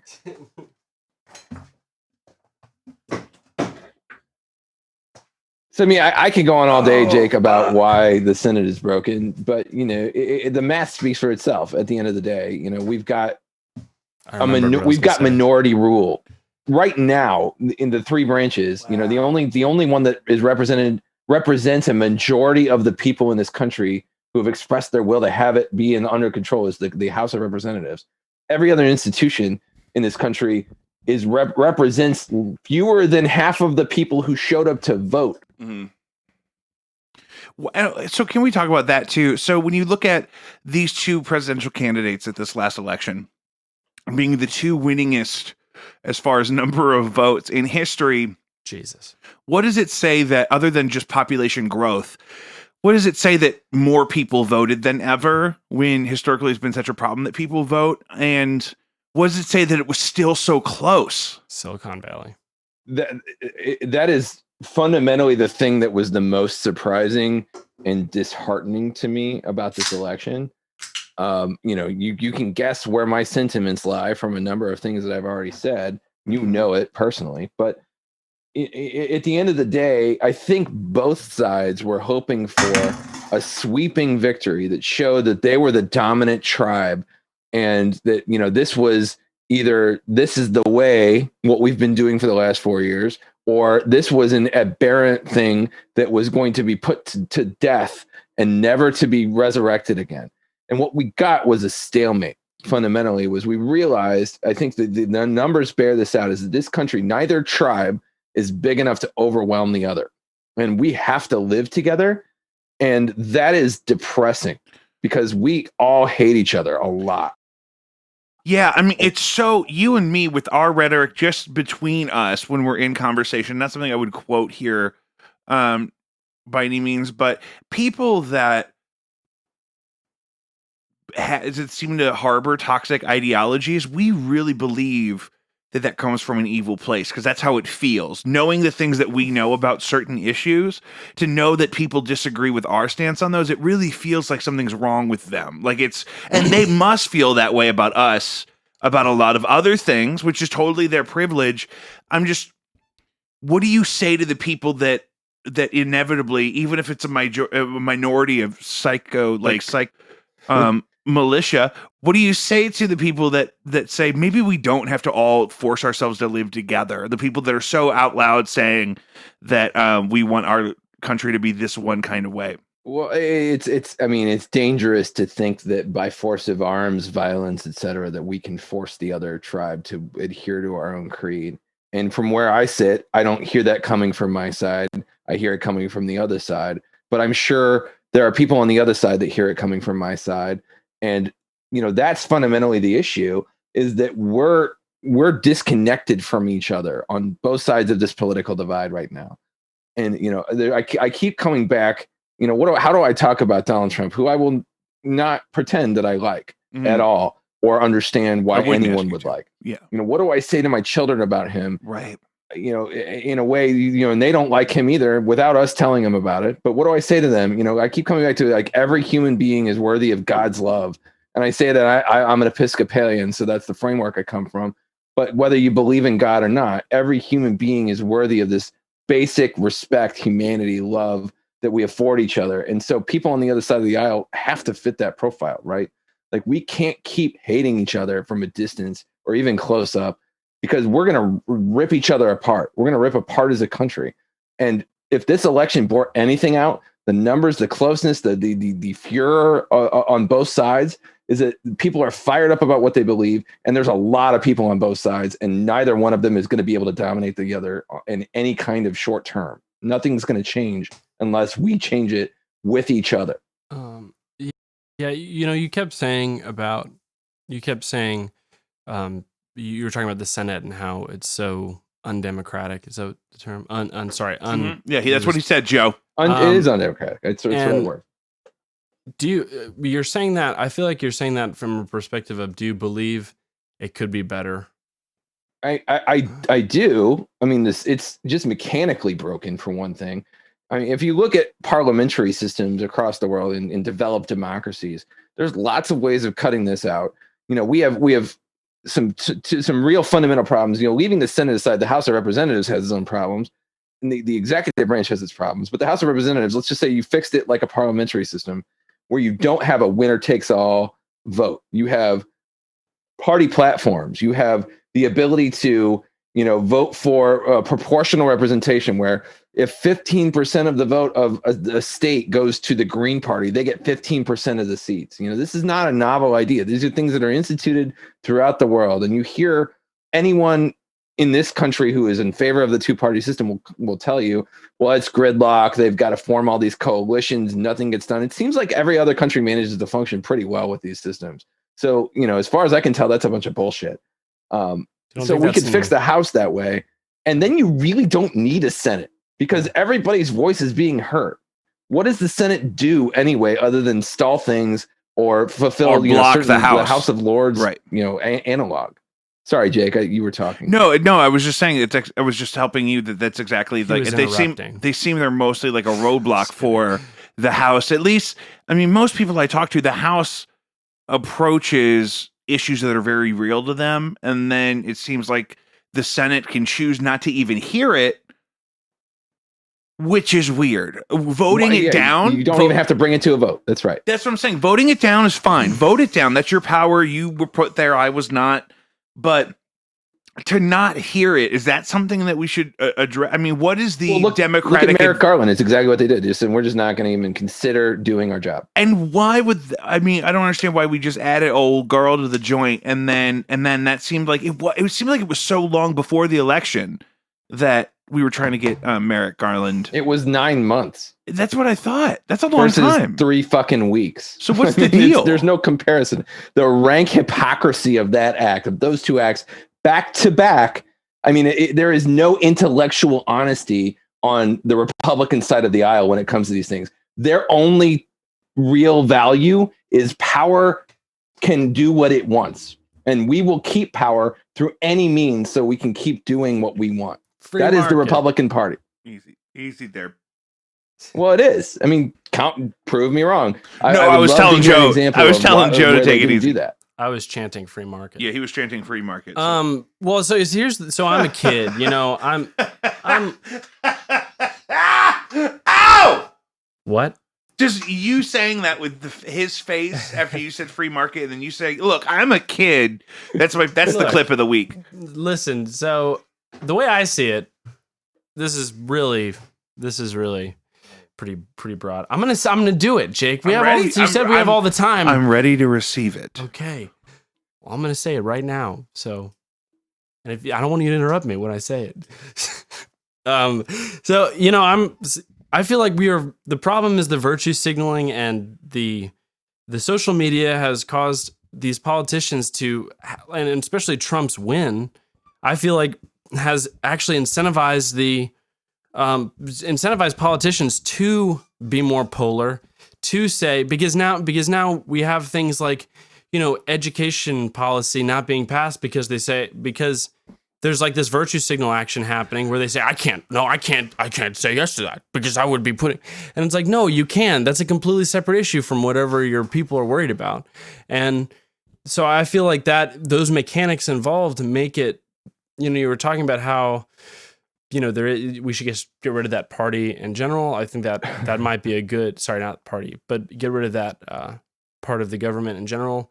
But I think I think the problem lies in, the way we are deciding to carry out politics, Well, look, a good example is our own Senator Josh Hawley this week. He used to teach at the law school I went to, which is a great source of shame to me and has kept me from donating. Yeah, you should be embarrassed. I wouldn't go around telling people that. But this week he took a position that he is not going to vote to fund the military. And feel about the military. Maybe that would not be a bad thing in a vacuum. I'm taking but a stand. we're talking about a cliff where the military doesn't have the money to operate. All these soldiers now have a bunch of guns and no paychecks, which just doesn't work for any number of reasons. Sure, but it does. his rationale was because the Democrats wanted to change the names of bases to erase Confederate traitor generals from the military base. It's an outrage. And because we haven't taken away Facebook's right to discriminate against conservatives because Donald Trump's mad about the election. Which is why we have Parler for not funding the military. Right. Which is what I'm talking about. Non-fucking sensical. Right. This is a clean podcast. No, it's not. It? No, it is. Is it? I heard Jake swear before I opened up the can. Joe has to bleep them all by hand, but it's fine. He likes it keeps him focused. So now that I know that, I will watch my language. No, it was a joke. No, it was a joke. We don't bleep a thing. No. Okay, good. Some people worry about the original like the opening segment being cleaner than the rest of it because there's some thing on YouTube or something that'll flag it. Are you talking about your brother? Oh yeah, my brother probably made that up too. The unimpeachable source of all knowledge. Right. Now he's the whole marketing division. Yeah, he's not even here to defend himself. People are... Yeah, you're right. Maybe we shouldn't say anything. No, I'm just thinking I accidentally left him in... I took a phone call from him when we were recording last week and left it on the podcast, I believe. No, you took it off. I think I took it off. I took it off the video. I think it's my favorite part and you took it off. Is it? I think it could still be in the... Might be in the video, yeah. In the audio, though. No. Anyway... Oh, yeah, Coors Banquet? Oh, my. Did you dig that up out of a fucking time capsule? I got it at Schnucks, of all places. It was all Cobra Kai. It made me look for Banquet, and I was glad I did. Yeah. Old shows like that make me want things like Stag or Banquet. Cobra Kai is not even an old show. Your whole sentence, I was completely... He knows circles around me. Yeah, he knows some of those words. Yeah. So you guys, you know what Cobra Kai is? No. Yeah, it's the bad guys from the Karate Kid, and then they had a show that was on like YouTube Red or something. Exactly, and now it's on Netflix. Oh yeah, I heard it was good. Of it on Netflix, so it's still going. It is a present show. It is a thing that's happening. But I like all epic. I really prefer exclusively Banquet beer. Yeah, Coors Banquet. Oh. Yeah, you can only have it at a banquet such as that's this. the champagne. No, that's High Life. That's High Life. See, it's Banquet. Yeah. Oh. What? Is that all you get? Is the sticker? No, that's the whole. It's not a sticker. It's on the can. It's part of the logo. That's the label. Coors is Banquet beer. It's been Banquet beer since the 50s. Mm-hmm. What is a banquet? Make this up. My wife doesn't believe me, but you guys are actually the first people I've ever met that are not women that didn't know that.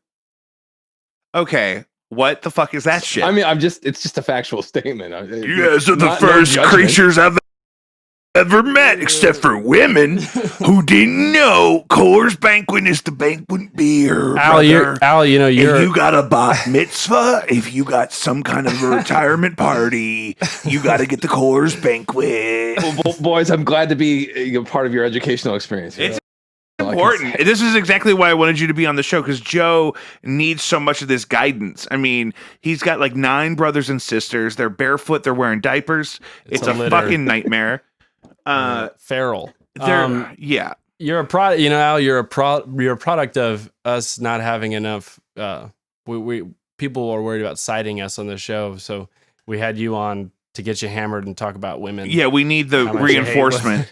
We need the expert opinion on our non-expert. He's a lawyer. He's right. On my law firm webpage. You know. Oh, good. Yeah, this is I'm great. absolutely not going to do that. While Did you're you, posing next to your Mesa Boogie 1960 immaculate stereo. I don't have a Mesa. Amp. I'm using Class D stuff now. It's all new. Yeah, it's the future. It's the future. You Like know what? transistor. I got rid of all my Altoids tins on all my pedal boards because I feel like it's propaganda. I feel like Big Mint is trying to infiltrate my life and control my mouth. It And is, I'm not going to live in fear. I'm going to start making my own toothpaste. I actually have a neutral one. But it's almost too small for picks. So I was thinking of going with the Altoids, but I will support you in your anti-mint stance. Well, I just have Altoid alternatives. You know what I mean? I have my Newman's Own cinnamon mints that has a tiger on it. That's a great tin. I have an old vintage like snakebite first aid kit that somebody gave me, like a metal tin from that. So What I about think those there's old cigarette alternatives. tins? Those would seem to work pretty well, right? Yeah, yeah. Oh, those are great for. They do the same job. You know, we're just not supporting, globalist mint propaganda. Mine says Black Lives Matter, so I don't know about you So guys. but Joe's is woke, Yeah. and ours are. Mine actually, I woke. believe, is a St. George's cross, which I think is like the British fascist symbol. I didn't realize that. Thanks. Great. Yeah, Great. so God, did I'm I on tell the you wrong about the side of doozer this one. today? Jesus. Okay, so we already talked about this. No, about- you have to explain what. So there are guitar forums where people are talking. So about there's a stuff. Guitar Gear page on Facebook, and they were just having some conversation. And sometimes when I get bored at work and I'm just begging for something to do, so I go into the void of Facebook, and there's these like guys like me who are just sitting around at work bored, and they want to talk about, what's your favorite acoustic guitar amp? And then this guy, I'm just trying to scroll past this bullshit fucking thread that I don't Jake want to wants read. to argue with every one of them. And then this one guy just said, I'm on some of these boards. this I know guy what he's said, I talking like about. the Vox AG50. And so I just replied, spoken like a true Zionist shill. And then I left just because I thought that was a funny thing to say. Right? That is a funny thing to say. I didn't even think it would even be considered serious. I thought he would laugh at it. and now he can't get groceries. Well, it turns out this guy's name just so happened to be Goldstein, and he's a very out loud. You fucked up. He's a very out loud protester of anti-Semitic sentiment, and apparently being anti-Zionist is somehow anti-Semitic. I don't know enough about the term. It's just something I heard somebody called. And what are the odds that I busted out completely at random on an actual, like, politically, like, outward member of the holy tribe of the chosen people of Israel. You are now on the Mossad's hit list. I swear to God, they're going to show up at my house. I don't even know how to make a joke about that. What I'm allowed to say. No, you're actually fucked. There's no joke. I think you I'm certainly bummed. got flagged from Ultimate Guitar Acoustic Preamps.com. Yeah, I'm gonna get kicked out of the middle-aged You're gonna miss out on all that. cubicle farm fucking guitarists that want to talk about their favorite acoustic Bunch guitar of amp. lawyers, probably picking their bases. So You know what I'm saying? So, Alfred, who do you really think has the right to the Holy Land? To the what? To the Holy Land. Oh my God, no. I'm not going there. I'm sorry. Nobody is the answer. Right? I mean, shouldn't it be just sacred? renting. We should Nobody leave it Nobody alone. owns anything. Especially now with COVID, you can pray from anywhere. Free market. I've been to church almost every weekend, and I haven't been to church once. For what it's worth. Wait. Oh, because you're going to church from home? You get everybody in the Right. living room? Do you still get dressed up? That was like the dad version of the thing that had happened in my head, but I am actually a dad, so it came out like I was a dad. Does that make sense? Yeah. Yeah. So can I ask you about that? And I don't want to I want to know where they were all conceived. No. For people that don't know you, that are listening to the show. So Alfred's also a father of 4 or 10 beautiful children, and 4 to 10, 4 to 10 somewhere in there, and there were 4 on the Christmas card, I believe. There are 4.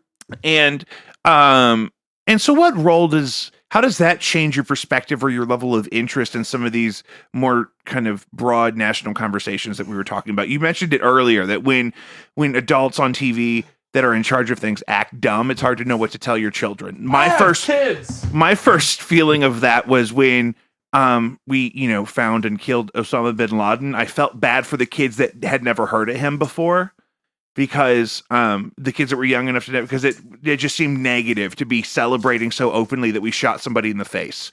So I'm thinking with the narrative politically now, especially with some of your daughter, I believe is the oldest, and she's second. She's second. That's right. Okay, great. So those two are definitely got to start hearing some things and crafting some opinions, even at an early age like that. So kind of how do you balance those two things?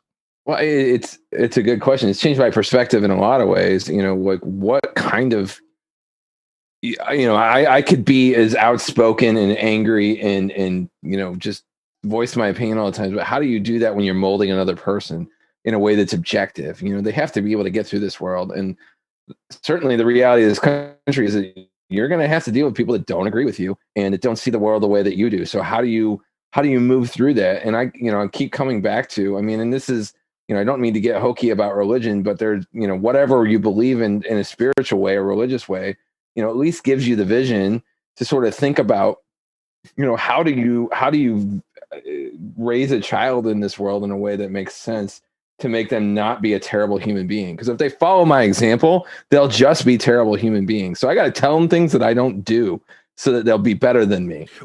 Right. And we talk about that. Like I think our last episode together, Joe and I really discussed kind of some of our reflections of the parenting we experience as children and kind of how that contributes to your value system and how your goal is for your kids to start at a place better than where you started. And I think for my brother and I, that was certainly the case that our parents accomplished that. You've certainly accomplished it, I believe. I don't know anything about how you grew up. I know you and your dad are named the same thing. That's all I really know. But so I would assume. Isn't that like a sign of privilege right there? Right. I would yeah, exactly. Yeah. Family names. That's a Prince song. And, but I think that's an important distinction is that I'm sure you feel like your kids are probably growing up with more resources or privileges than you did. And they're probably superior of everybody, huh? Because you really wanted it to be that way, right? Because that's the goal for everybody. So I also think that that's important to consider. Like you're talking about what to teach them and instill them with. You want them to be better than you. Well, and they're kids of privilege, clearly, right? Like sure. As you've sort of identified. I can say I was a child of privilege. Sure. And I probably was. And I definitely was, but hearing my parents' example of like, when I was your age, I didn't have any of this stuff. That's true by definition for anyone having kids, because this stuff didn't exist. Sure. There was no internet. Look at Xbox or PlayStation. There was no internet. I grew up with like Atari 2600. It was incredible. And what they have now, I wouldn't be able to get off the couch if I had it. Yeah. So how do you take that world that we now live in and make a kid want to go out and do something useful? Yeah. Like there's so much non-useful stuff to do that's awesome. Oh my God, it's so great. It's seriously like WALL-E, where they sit. Did you see WALL-E with your children? Yeah, totally. So it's like they sit in the chairs and they hover around and they're just basically on a VR thing. I don't understand. Now they're talking about the VR pornography. Can you imagine if we had VR pornography when we were in junior high, Alfred? I had found Playboys at best. It wasn't a thing that existed. Like I remember the first GIFs that came out that were like the naked GIF. Yeah. I was like 16 and it was amazing. It was the best thing that ever happened. It was psychotic how it was EGA graphics. It was 16 colors. Yeah. Yeah. Yeah. I don't know, man. That's how old I am. No, I remember. I was younger than you when that started, but I remember. It was like the moon landing. It was a revelation in our lives. It was, you didn't have the old man's, stack of Playboys that you found in the cabin of the woods is the only porn that you got. Now it was like you could pipe it directly into your dad's machine and you had to figure out how to hide it and hope that he wasn't smart enough to find it. What's crazy is when you get older too, you reflect on those experiences and you realize that those kind of random characters that were older that had cabins in the woods, they were all fucking drug addicts. They had to be, right? Like I think about this guy. Like I was like 17, woods, and I had these really pretty girlfriends that I hung out with, right? Like platonic friends, but my friends were all pretty girls. That's who I like to hang out with. And so, I get that. Yeah, you know what I'm saying? I don't call me crazy. I like him to look good. And so we used to go see this guy. He lived in this apartment behind Ethan Allen next to the fucking Shop and Save, and he would hook us up with booze, but he never even really tried to hang out with us. Can you imagine now at your age, and you're significantly younger than me, Hanging out with some fucking high school kids? Even for a minute. I don't know how we got a hold of him. I don't know how it's possible that anyone got a hold. He wasn't somebody's fucking brother. Like, I remember going to the Unitarian church parking lot to meet the chick's cousin that had a 30 rack of Natty Light. Like, that was one thing because he's coming through and he's trying to be sweet. But like a random dude who doesn't even want to hang out. Like, if you're trying to get people back to your place to hang out with you, that's kind of gross because we were underage. But I understand the motivation, even if it's creepy. But like the idea, he didn't even want to hang out. I don't get it. I don't know what he did with that information. He scanned my body with his eyeballs and went back to his lair and did whatever he wanted with that information. I just don't understand. It's crazy to think as an adult that, like, I remember being in this country town in the middle of nowhere next to my dad's hunting lodge, I guess we'll call it.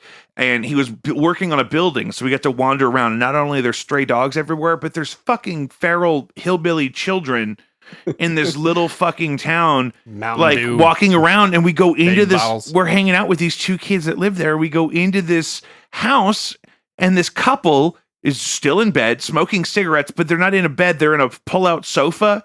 But it's like their house. Like they just sleep in the living room on a pull-out. Because where the TV was. And then I mean, we sat on their couch. You can't just like give this information and not give us the specifics.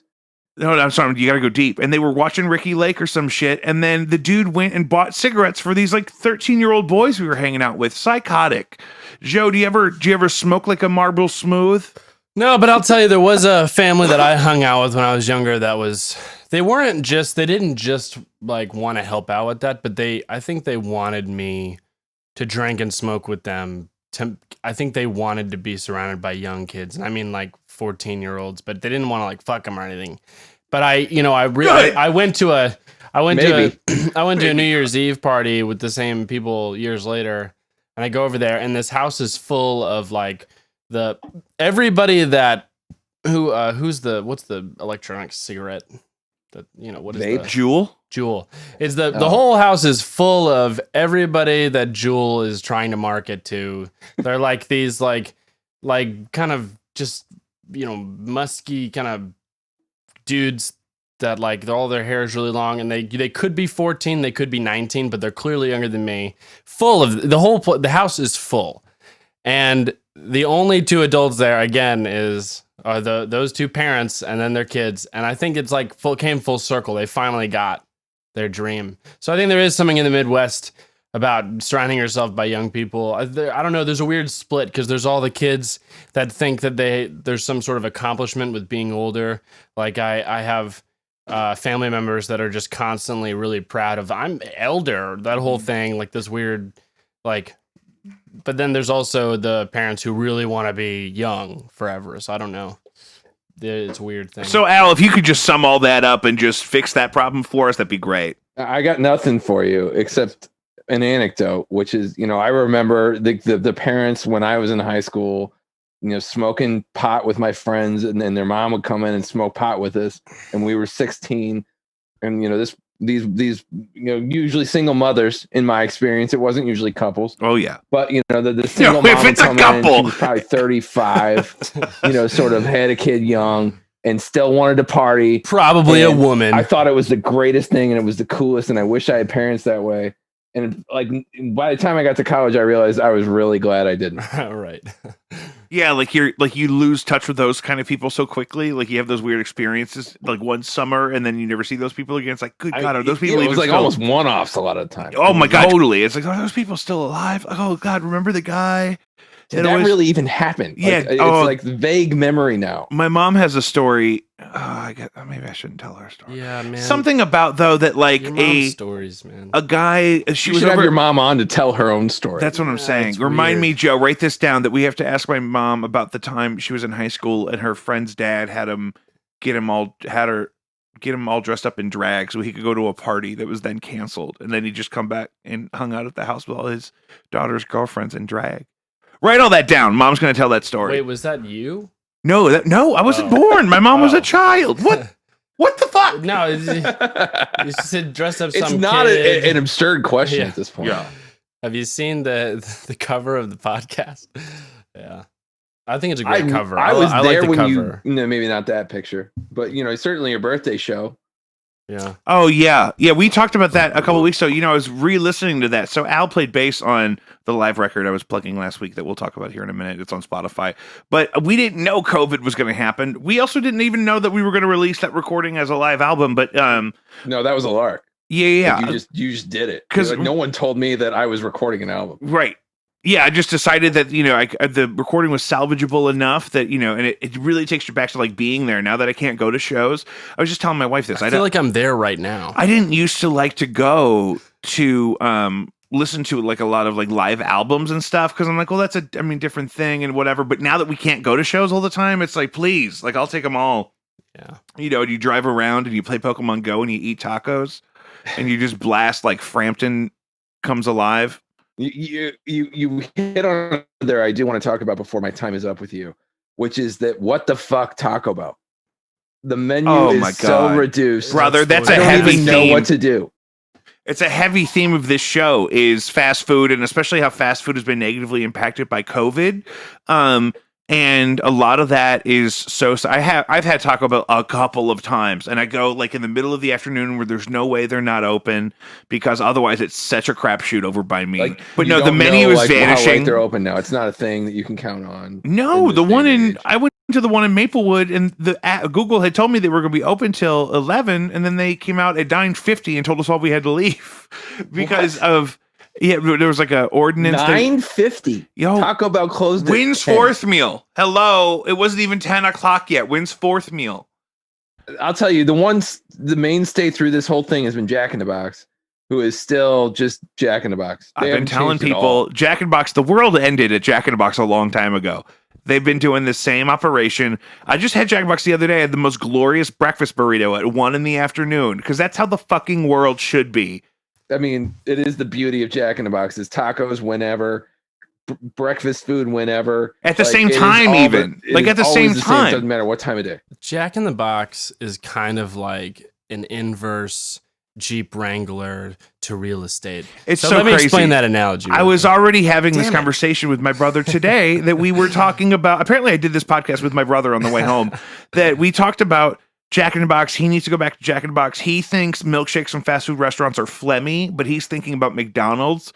He's not thinking about the OG chocolate milkshake from Jack in the Box is a fucking bop.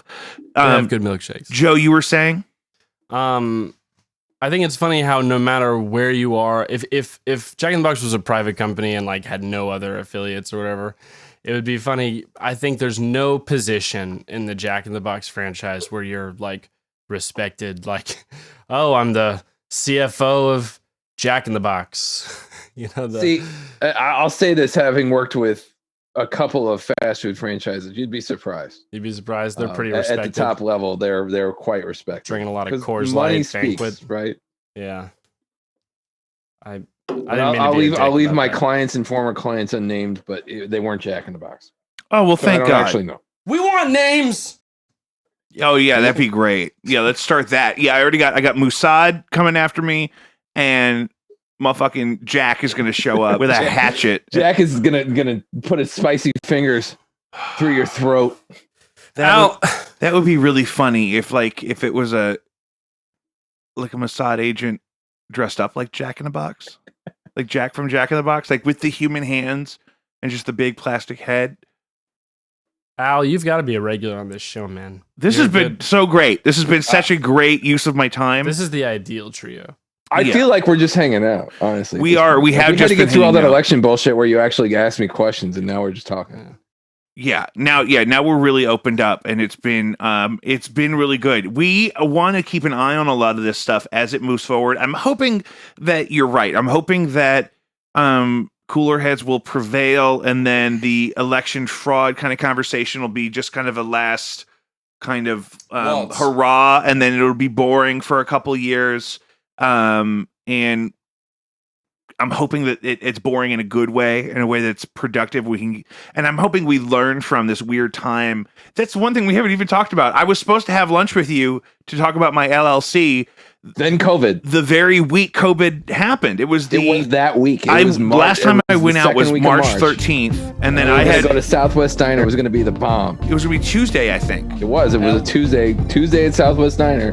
That's still on my calendar for whenever all this shit ends. That was March 17th. That was supposed to happen, but the world had already It closed. was the week after the world ended, essentially. That was like the last week I was in the office. Yeah. Limited liability company. What? Oh, son, I can go on about limited liability companies if you ever What want is to get that? down. Oh no. That's what it is? You were just starting an LLC? No, an LLC, like to incorporate, like to have my own organization so I can claim all of this stuff as expenses and write it off. This is one where I'm a published author, kids. Yeah, Alfred is also a published author and an adjunct professor of law and a smooth dude on the bass. He's got a really sweet Rickenbacker he bought himself for Christmas from his kids a couple years my ago. bass skills are such that you talk about the instrument that I play as opposed to how good I am. That says it all. Oh, well, that's how good it is. That's my favorite part. Is the big long Rick. Your whole story It is sweet. Your whole story sounds like a Hugh Grant movie. Al, I'm going to keep you on the line while we wrap up so that we can debrief. But let me get my. Can I get another beer? Yeah, please get another beer here. While we cut a couple things. Oh, we're not going to talk about Elliot Page right now because of how Joe responded to my prep for the Monolith. So we'll come back to gender identity and transphobia next week. Yeah, we're gonna. I missed your last episode. I've tried to keep up, but Well, I've been so busy. that was our first ever guest on the show. It was just a solo episode between me and Zaza Goodbreak, the MILF rapper, whose work I've shared with you. And I think I ran into her at your house one day. Like you had a back-to-back with her. yeah. Oh yeah. Sometimes Oh, I have God. standing appointments, which is why I wanted to, develop an LLC. That is not a joke. He does. No, seriously. He Sometimes there's people. overbooks constantly. When am I home? I'm not. I'm on my campus 50 hours a week. I can't be home all the time. And and then I like to go to bed at like 8:30. Once I eat dinner, it's kind of over. What's left to look forward to? So I got to go to sleep. Guys, this has been another crazy episode of Jacob V Weekly. I want to thank Alfred so much for being here, Joe for being back after a couple weeks. We're really on the road where we want this podcast to go and how we want it to be. These first few episodes have been very experimental publicly, like we mentioned, so we're glad you guys are still here with us. I'm keeping Al on the line because I think my camera filled up with data because I didn't plan to go this long, so I need Zoom to record my face right now. Follow us wherever you get your podcasts: Spotify, Apple Podcasts, Podbean, Google, whatever. You can also find original music by Jacob V and Too Deep on all of your music platforms: Spotify, Apple Music, Amazon, Deezer. You could Bing it. Exclusively on Bandcamp, you can find music by my older brothers in arms, our retired outfit Battlestag. Love those guys. You can follow me on Twitter at Malachi Envy, on Instagram at Jacob Allen V. I also curate a monthly playlist since May on Spotify, another end of the world kind of hobby of mine. I have one for each month, so if you search for Jacob V's favorite songs, you'll see all of them. Stay tuned for bigger and better things from us, more guests, more content, more Gumph. Gumph! It says, it's a question mark. Gumph? Gumph? That's the way. Gumph. Gumph. Jacob V Weekly. High five. I love you, Dad.